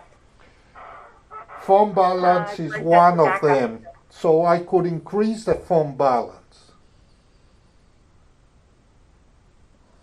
So in that sense, let's say that the board decides we go into contingency, and the board decides, well, okay, it's the school will get decimated with $2.6 million. I would like to put another $500,000 in fund balance. Okay, then I can put another $500,000 in fund balance.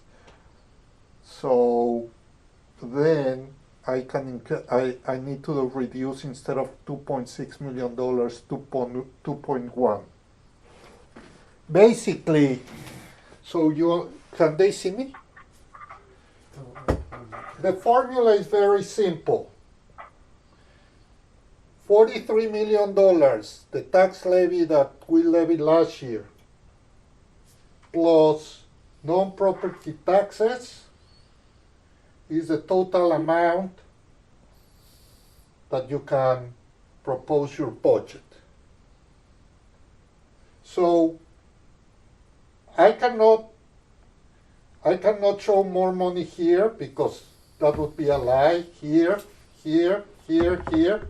But this one, fund balance cessation fund, I can say instead of 3,134,000, I can say 5,134,000.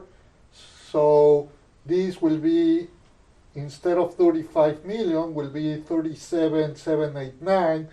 You add 37,789 to this 43, and we'll get close to the 82. However, the situation in which we are, I don't think that, this year we can get $2 million more, because what will happen in the next years? In the next years, then, we expected to use those $2 million to make up for the pilot payments. So sooner or later, we will need those $2 million. So that's why I'm saying, yes, we'll need to cut $2.6 million. Maybe then the board will decide not 2.6, but 2. Because sooner or later, that $500,000 will have, we already knew that we were going to use it. It's not extra money. It's money that we were saving for the future. So sooner or later, we're going to have to cut that $500,000. But maybe, given how much we will have to cut next year, maybe it's worthwhile to use some of that money to cut less. And we'll cut it in another year.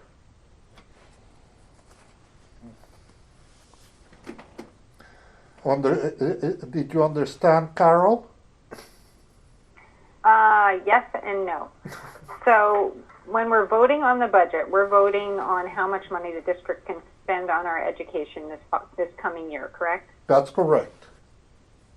Okay, so no matter where the money comes from, whether it's tax levy or whether it's exactly. When you go to vote, the only thing you vote is the amount of money that you are allowing the district to spend. That amount of money comes from two places. It comes from non-property taxes and from the tax levy. If you add this plus this equal this, this plus this equal this. So, that's why, if you remember, Mary Pat asked last time if this number is going to be the same with the actual or what we reported to SED, and I said yes. That's why, if you look at the fund balance now, is $3.1 million.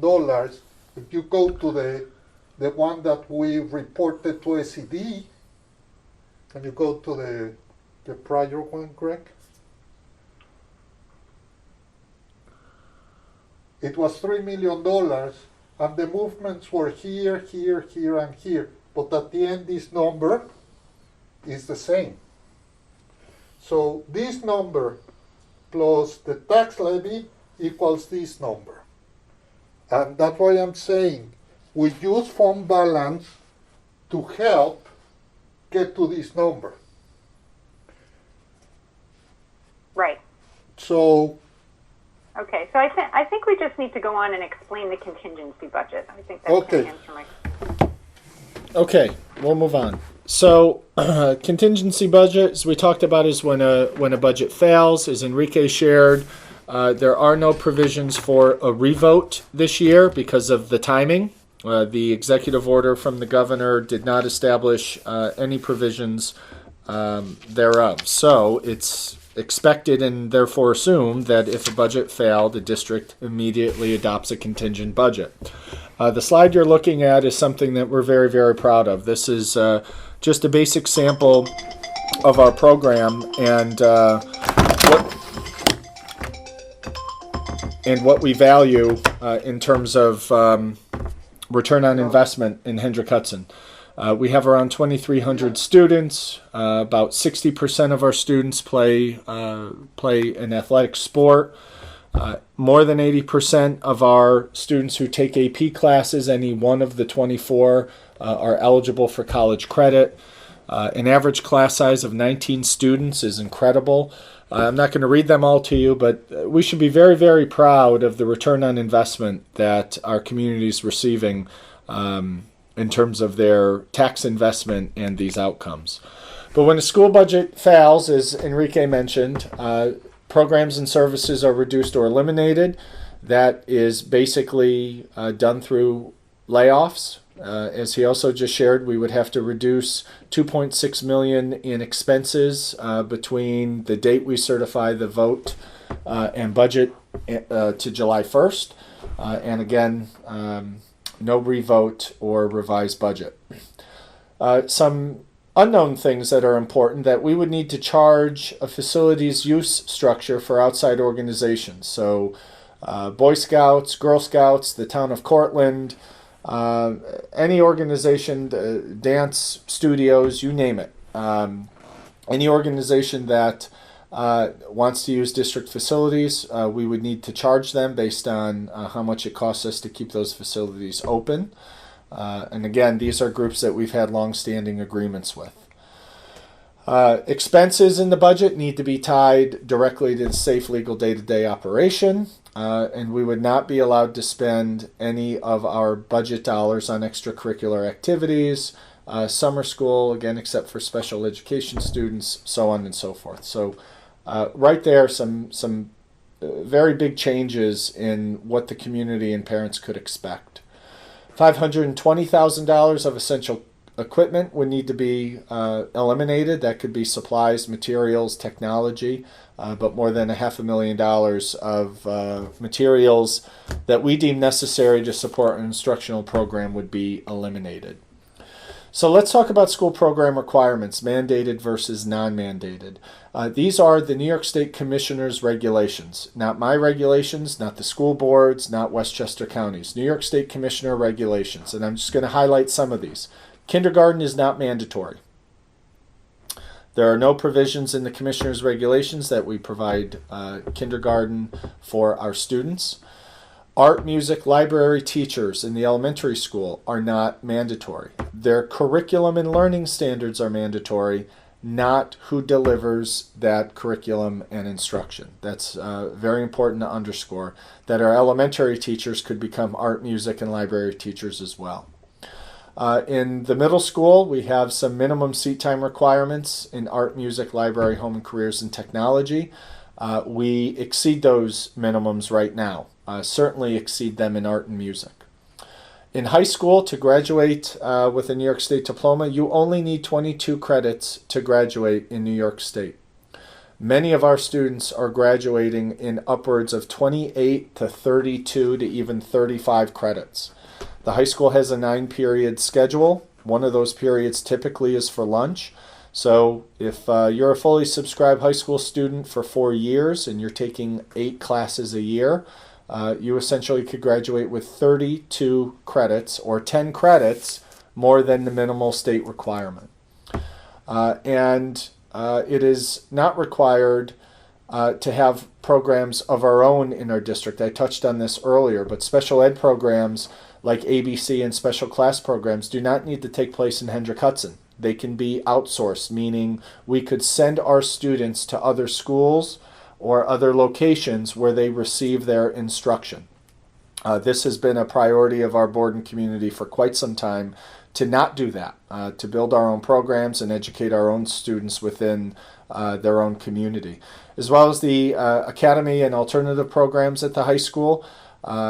If you are a student with an IEP that states you need to have an alternative setting, That does not necessarily mean it has to take place in our high school. There are alternative high schools and alternative programs throughout the region. So again, it is not mandatory that we educate all of our students within the four walls of our schools, and that certainly is not mandated. So at the elementary, I'll just highlight these. Again, kindergarten is not mandatory. The ones with asterisks are important, that they're only mandated if a student has an IEP or a 504. And I'll tell you that many students that do not have an IEP or a 504 benefit from the skill of reading teachers, social workers, psychologists, and speech improvement. Horizons, our enrichment program at the elementary, is not mandated, nor are teaching aides and assistants, nor are school nurses. We do not have to have a school nurse in each of our 3 elementary schools.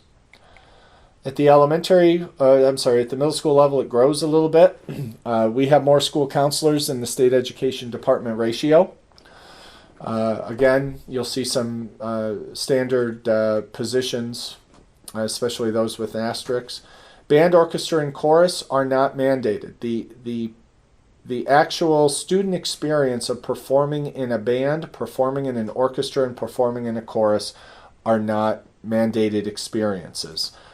Exposure to music coursework is a mandate, but not performing groups. Art, music, and technology, athletics and extracurricular activities, so our modified sports programs are not mandated. And again, teacher assistants and aides, and again, school nurse is not mandated in a middle school. In a high school, again, left side is pretty much the same. School counselors at a ratio of 1 to 250. We certainly exceed that and then some, so we would not need to retain all of our school counselors. And then on the right side, especially those first handful, are somewhat cringeworthy. Project Lead the Way in Science Research. These are college programs through Rochester Institute of Technology and University of Albany. Those are elective programs. They're not mandated. Not one of those courses satisfies a New York State diploma requirement. Our advanced placement courses and our dual credit courses that we have relationships with a plethora of colleges and universities, those are also electives. They're not mandated. We do not need to offer them, and certainly could be subject to reduction if the budget didn't pass. Again, performing in band, chorus, and orchestra, we have many electives in art, music, technology, and business that exceed the state requirements. In fact, we have AP classes in art, in music, and technology that certainly aren't mandated. Again, teacher aides and assistants, as long as they're not delivering a service through an IEP. A school nurse is not mandated at the high school. And again, our athletics program for 9th graders through 12th graders, and all of the extracurricular activities and stipends, National Honor Society, Seed Club, Math Honor Society, you name it. Those are not mandated opportunities or mandated programs that the district needs to fund. So again, just coming back to where we started, many of those programs, well, all of those programs are not mandated and could be at risk. And what would happen is if the budget failed, by the time we certified that vote, we would have until really June 30th to make the reductions, notify those staff members, notify the families, because many of the students, especially at the high school, have gone through the registration process to fulfill their schedule obligations for the following year. And we would have a lot of reshuffling to do throughout the organization. When you lay off staff, it goes by seniority. I know I read something somewhere that suggested we should lay off certain people and only people that don't live in our community. Both of those would be completely illegal. When you lay off employees, especially those represented in New York State by a labor union, it is by seniority, and where they live has absolutely nothing to do with their seniority. So we have an active seniority list. Laura keeps that with Fran Dodaro, and Enrique also has that for certain staff, and that's basically how it's done. We look at what programs and what programs we want to provide for the following year. We would go through a process of reducing various programs to back into the number that the state mandates we reduce our budget. So, everyone's entitled to have their opinions, but I think facts, when we get to this standpoint, are really important. We can only provide the facts as they're given to us from the New York State Education Department, and in this case, the slides you just saw are from Commissioner's regulations. We have an obligation to fulfill the minimal requirement according to the Commissioner regulations, and we should be very proud that we live and work in a community that more than exceeds those expectations or minimal expectations. We have students coming from districts far and wide who attend our programs, whether they're special education programs or ABC programs, partnering with us in athletics. Every year we receive an inquiry to see if some students from local districts could participate in our Project Lead the Way or science research programs. We try to make that happen if we can accommodate their schedule. I've said for a number of years, Hendrick Hudson is a destination district, one of the most affordable suburban Westchester districts with programs that I don't think any high school in a 10-mile radius could match up against. So there are real repercussions that will be felt throughout the organization, and sadly they'll be felt in the classroom. Because as we've said and we've articulated over the last number of meetings, we can't continue to turn the heat down. We can't put more kids on a bus to take buses or staff off the road, and that this board has done an incredible job over the last 8 to 10 years of keeping our expenses around a 2% increase. And those are at risk. Those are gravely at risk. So. Thank you, Joe. Yes. Bill, you're up first with questions, comments. Yes, I have a question. Joe, thank you very much. Nice presentation. You mentioned bringing in students from other districts. I'm sure there's a lot of people who don't understand how that works.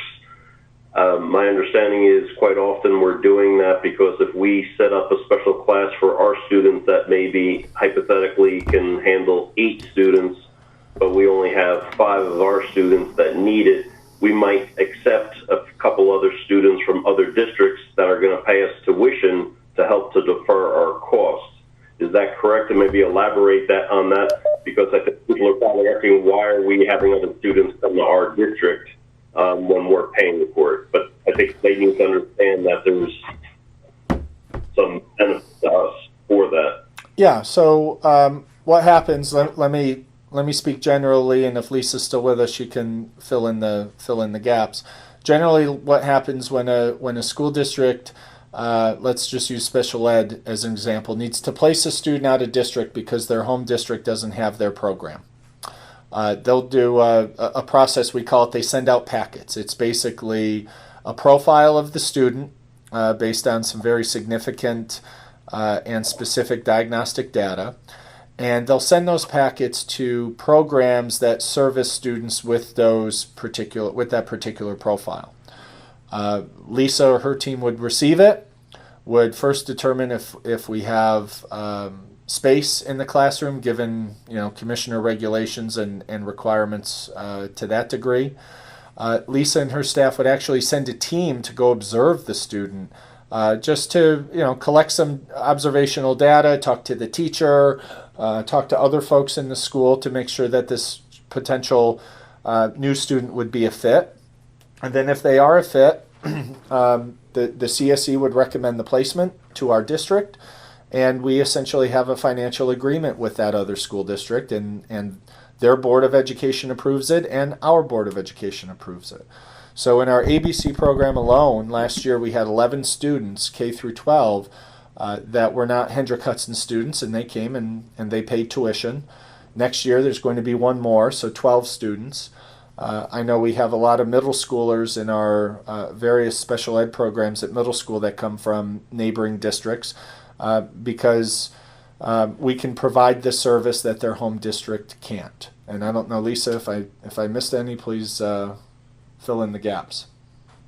I think one of the most important things on top of being an appropriate program is to make sure we're doing the least restrictive environment. So sending them to a BOCES, sometimes the school district BOCES is out in Somers. So if we're getting a kid from Pocanico, if we're getting a kid from Fort Chester, Hastings, that's an awful long drive for them to send them to a BOCES program that's in a school district. Our partners around us, A, like us because we're central and they can get to us in a timely fashion, kids are on the bus, but also B, because we have a continuity of programs and it goes till 21, and C, because as far as expenses, we are under the BOCES cost, which saves them a little bit of money, and they are in with their typical peers. They're not segregated. So that's a huge piece of why we are getting the students we're getting, but we're also getting the students because we've made partners with them over many years. You know, I had a family call me from New York City because she called a place in southern Westchester, and it's like, oh, if you want a program, this is the school you should call if that's where you're looking to move. So, I mean, the by word of mouth, our teachers are amazing. Our program has really grown, and, you know, and I think districts really want their children to be in a school district that is in a building, a program within the building. So I think that's a big piece of it. And we do the same. And we have kids in MAPAC. We have students that go to other programs other than BOCES. In some of the public schools, it's a better fit for some of our students, and they're successful.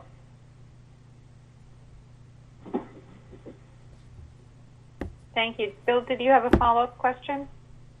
No, thank you for clarifying that to the both of you. Okay, Mary Pat, you're next. Thank you. I would just like to speak to the, just on a more, I guess, for lack of a, historical perspective. We had a contingent budget probably about 10 or 12 years ago. Enrique, you might, I don't know if you were here, if it was just when you came in or not. 2008? No, it but was before it really, me. frankly, It goes to very much a quality of life piece. And Barbara, you'll remember it because you were a teacher at the time. It very much affects. I mean, at the time my kids were little, and there was, for example, like the Horizons program was shortened. I mean, it was a much more restricted. I think they met much less frequently. The sports was affected. The sports was affected. I mean, there was a tremendous amount of out-of-pocket costs from the parents alone. I mean, they were having to buy things like that the school no longer provided, certain notebooks and agendas. And these are small costs, but it was honestly, it was like every time you turned around, there was some other obligation. And, something that needed to be it's like you either pay for it or it's not going to happen. And a lot of times, many things just, programs were cut. And at the high school, I know that there were restricted, classes were not offered in certain, during that time because they just couldn't afford it or didn't meet the criteria that was established.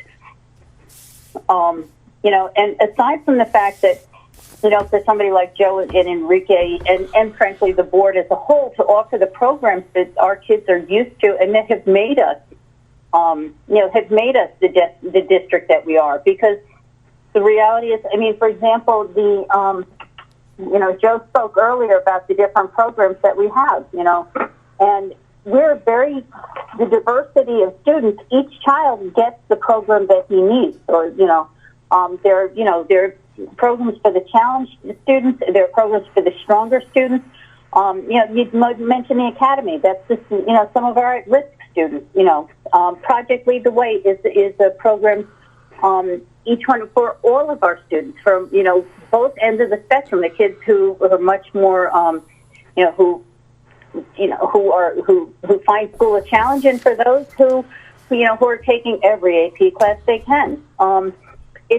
we would have to limit that. And frankly, those are the things that, as strong as it is, and give them, provide the outcomes that we're really starting to see, and have been seeing.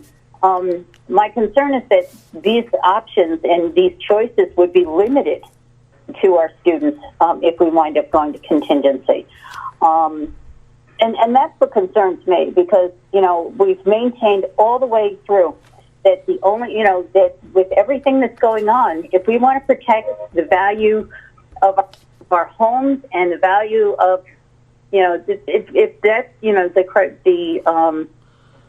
if we want to protect the value of our homes and what we do value, we need to value and we have to maintain the educational system that we have. We have to continue offering these programs to give the education system that these kids need, and that, to produce the outcomes, as well as to protect, your personal investment, whether it's your home or such. I just think that to go to contingency would absolutely, aside from the financial considerations, my concern is what it would do to decimate our program. It would even, it's almost counterintuitive to have it in the sense that we would have to get rid of programs where we're actually having money come in on them, that's lessening the cost. It would, it works against us in so many ways, both financially as well as programmatically. I went through this bill. Your children were probably in the school at the time. You might remember it. Laura, you probably have a few, probably your older daughter went through it too, but it was a problem, and you really felt it in the school. You felt the just sort of the restrictions that were imposed, and there were so many that's not happening, that's limited, that I would be very upset if we were not able to give our students all the opportunities that we have been giving them. That's been our goal all the way through. So, I sincerely hope that people are going to be able to see through what we've done in terms of that the limitations imposed by Indian Point and what we've tried to do to mitigate that, and put together a budget that works. So, the contingency, I can tell you, having lived through it all those years ago, there's nothing good about it. It doesn't serve anybody's purpose, and it really puts, it undermines our program, and I apologize for rambling on, but it's just, I sincerely, truly hope that it doesn't come to that. So, Barbara, you might be able to speak to some of the experiences. Oh, it was.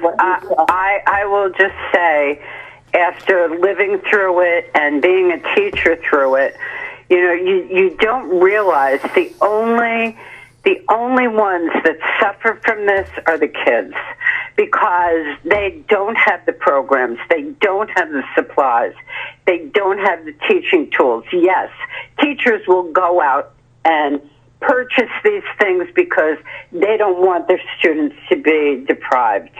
And teachers have done this. I've done it in the past. I know my colleagues with me have done it in the past during the contingency budget.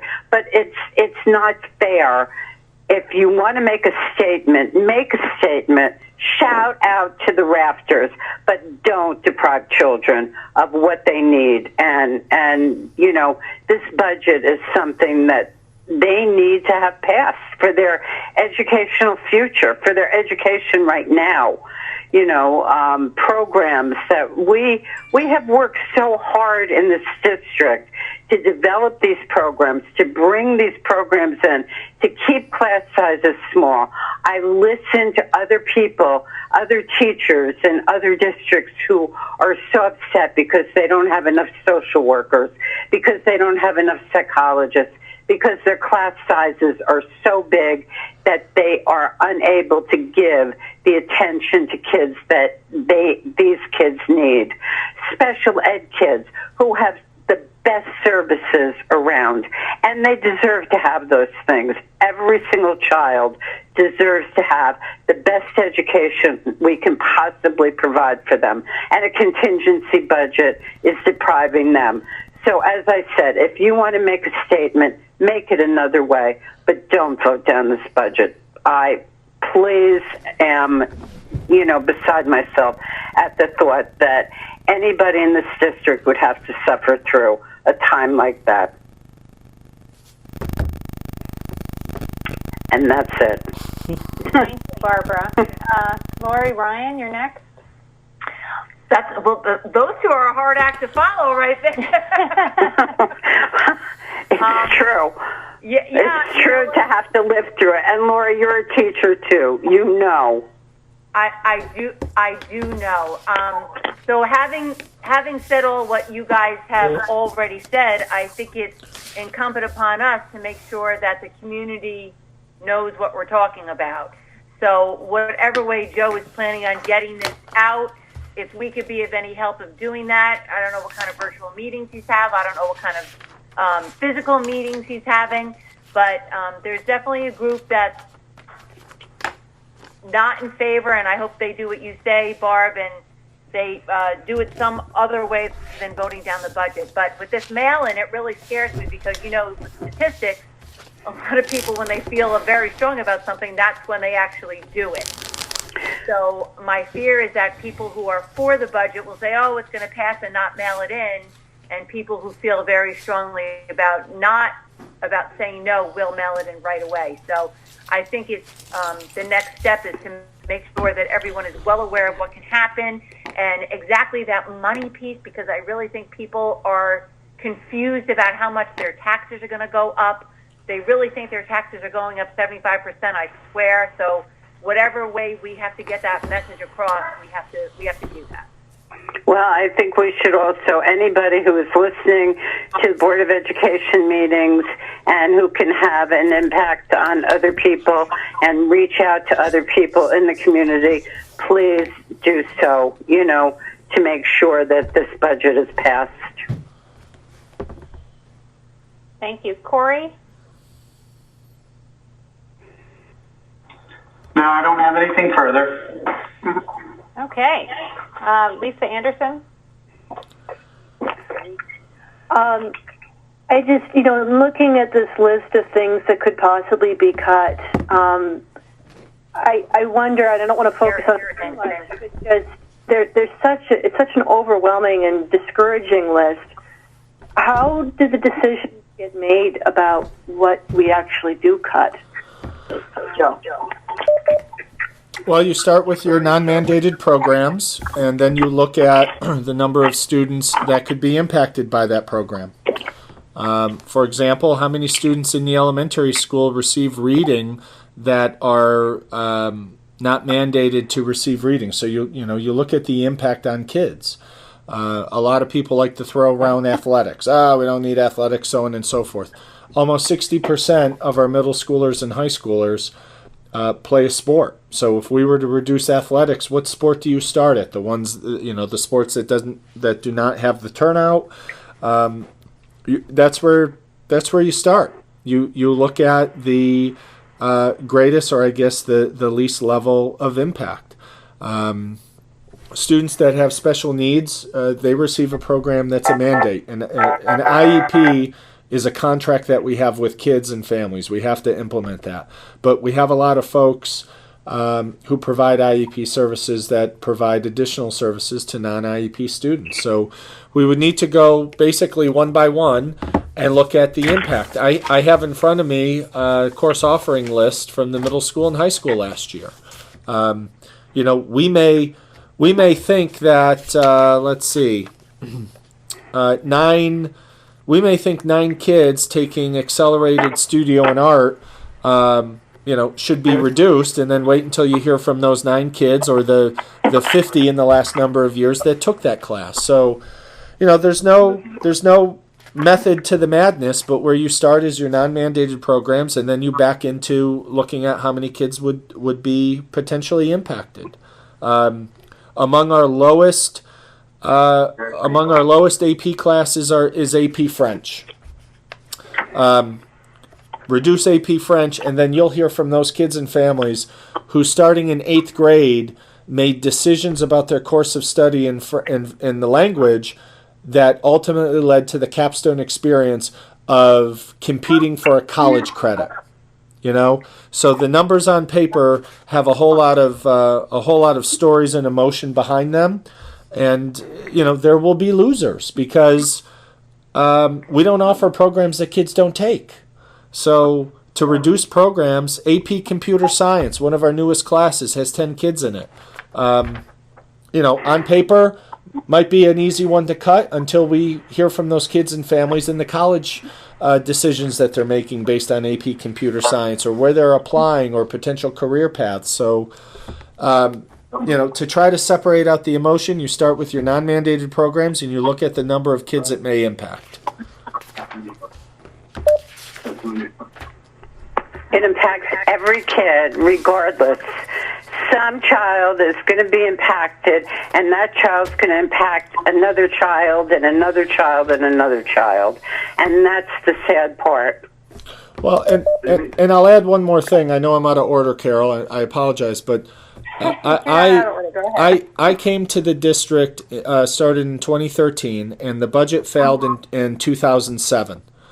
I would say it took us a good 10 years to restore every position that was cut from 2007. That includes an art teacher that was cut, elementary librarians that were cut, Horizons that was cut, elective teachers that were cut. It had a 10-year impact. And program. Yeah. And materials and supplies and you name it. So the reason I say that is you know, everyone's entitled to have their vote. I hope everyone operates on the same set of facts and principles. But you know, I read something the other day that it's our opportunity to send a message. I get it. That message will hurt kids for at least our history lesson. It hurt kids in this organization for 10 years. I'm so happy I'm not on camera right now because my face is so red. I'm so angry at the thought that this could even be a possibility. It's just so sad to me. Just so sad. Sorry, Carol. No need to apologize to me. Does anybody else have any comments before I wrap this section up? Okay, so thank you very much, everybody, for all of your impassioned comments. I would like to make my own comment. Every budget vote is an important budget vote. I know people are feeling this year more than others because of this whole COVID episode. A lot of people are furloughed or lost their jobs or uncertain about the future. I get that. I seriously get that. I just hope that people will look at the facts of this budget, take into consideration how much work has gone into it, and will vote with the facts in front of them. And we have one more section to get to. We have audience comments. Hang on one second. Yep. And we have the audience comments tonight. We do have a revised audience comments method. Usually people would present their own comments, but at this time we do have people who have emailed in comments, which we will then read. So, Joe, were there any comments this evening? Yes. So I mentioned earlier during our budget hearing, Francis McCarthy sent in some questions. One was for the hearing, and two were for board comments or for audience comments. So I'll read both of those. Well, I'll read and answer them. So the first question, again, these were emailed this morning at 9:17 a.m. First question is, how do you plan on keeping the community strong and united throughout the future changes that will occur? And I think that's a great question. I would say that strength and unity come from facts. Strength and unity comes from being informed. Strength and unity comes from asking questions. And that we arm ourselves with facts and information as an organization and provide facts and information through meetings like this, through our website, and also through our district social media. So if you have a question, please ask it. you'll be responded to or be directed to someone who can respond or point you in the right direction to find information. And that's the way we've always operated, and that's the way we'll continue to operate. We all need to be working from the same information so people can make their decisions, but make their decisions based on the most appropriate, relevant, timely, and factual information at the time. And Frances in her email is right. There are future changes. 10 years ago, a conversation around the Princeton plan would not have received as much discussion as today's discussion around studying the Princeton plan. And the reason is because we know that we're facing some uncertain times in terms of finances, and as I underscored earlier, the Princeton plan could give the district very significant savings without impacting the instructional program. So there will be changes. There have to be changes, one way or another. But the way we have strength and the way that we're unified are through information, factual information, being informed, and asking questions. The second question that Francis McCarthy wrote, again, 9:17 a.m. It's a couple comments and then eventually a question. Your reactions to community posts on social media forums have been more of a retaliation to the concerns rather than relating to the concerns. You hear us, you see our concerns. That has to make you realize that we have concerns. How do you plan on addressing and correcting these actions, uniting yourselves with all community members? The first thing I'll say is the district does not monitor social media sites other than its own. All right, we don't have spies. We don't do that. That's not what we do, and it's not what we're going to do. Oftentimes, information is shared with us based on what is on social media. We recognize social media as a method and means of communication. It's not the district's primary method of communication. And when the district receives information from the community that certain social media sites are portraying things inaccurately, we have a duty and an obligation.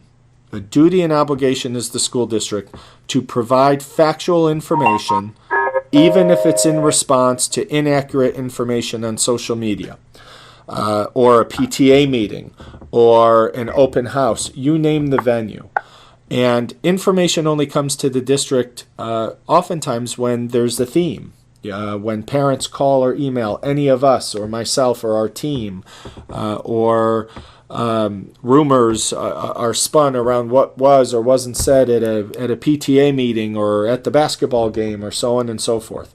So we get information from concerned folks who want to know more. I had a 52-minute phone call today with a parent of a 9th grader who asked me questions about things she was seeing on social media and wanted to inquire about it.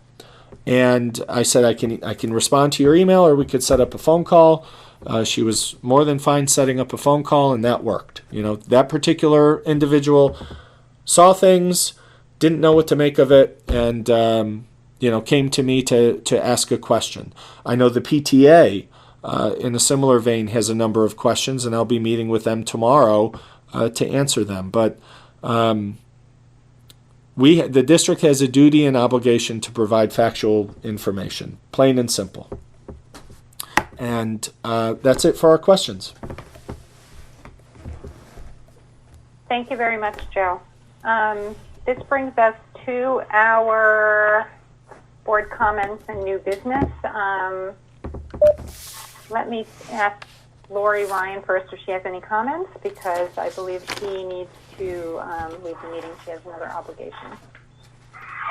No, I am good so far. I'm good. I want to thank everybody for giving such thorough answers. Okay, thank you, Lori. Bill? No, nothing additional at this time. Mary Pat? No, I'm good, thank you. Barbara? I just would encourage people to think long and hard before they vote, and please vote. Corey Notrica? Just have one more quick question. We were supposed to have the second consulting report done, but obviously with COVID and everything, it's slowed everything down. What is the timing on that now?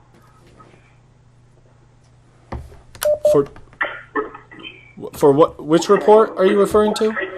So we had the first cost analysis done, right, where we looked at the payroll, and then we were supposed to do a subsequent follow-up analysis. On the transportation costs? Yeah. Yeah, so we've received that, and Liz is building potential bus routes to make sure that the report on paper would jive with our actual software.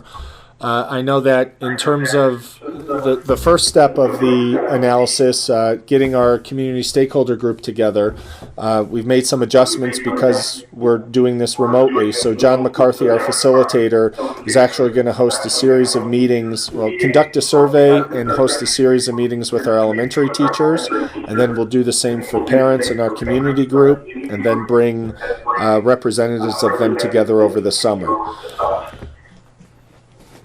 Great. Thank you very much. Okay, Lisa, do you have any last comments? No, I think I'm good. Thank you so much. Okay, thank you very much, everybody, for your attention. This is a relatively long meeting this evening, but a very, very important one.